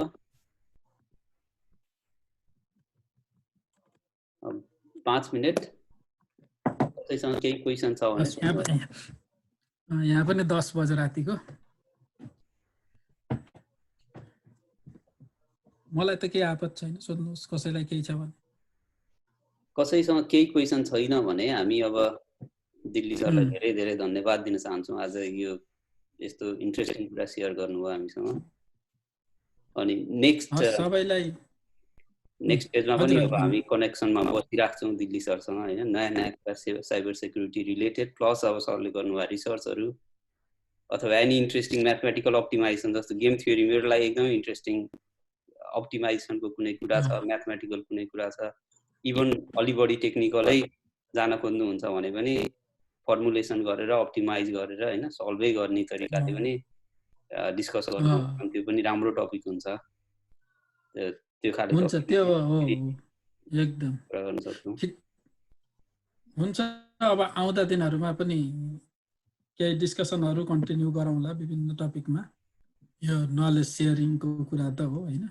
त्यही त, नलेज शेयरिङ अलि बढी डिस्कसन गर्दा रिसर्चमा चाहिँ त्यो पनि फाइदा हुन्छ हामीलाई। अलि एक्सप्लोर गर्नु, कसैले क्वेशन सोधिदिन्छ नि, यो टपिक त मैले हेरेकै थिइनँ, त्यो डिरेक्सनबाट मैले सोचेको थिइनँ, अलिकति फरक डिरेक्सनबाट सोच्न मिल्छ कि भन्ने पनि हुन्छ।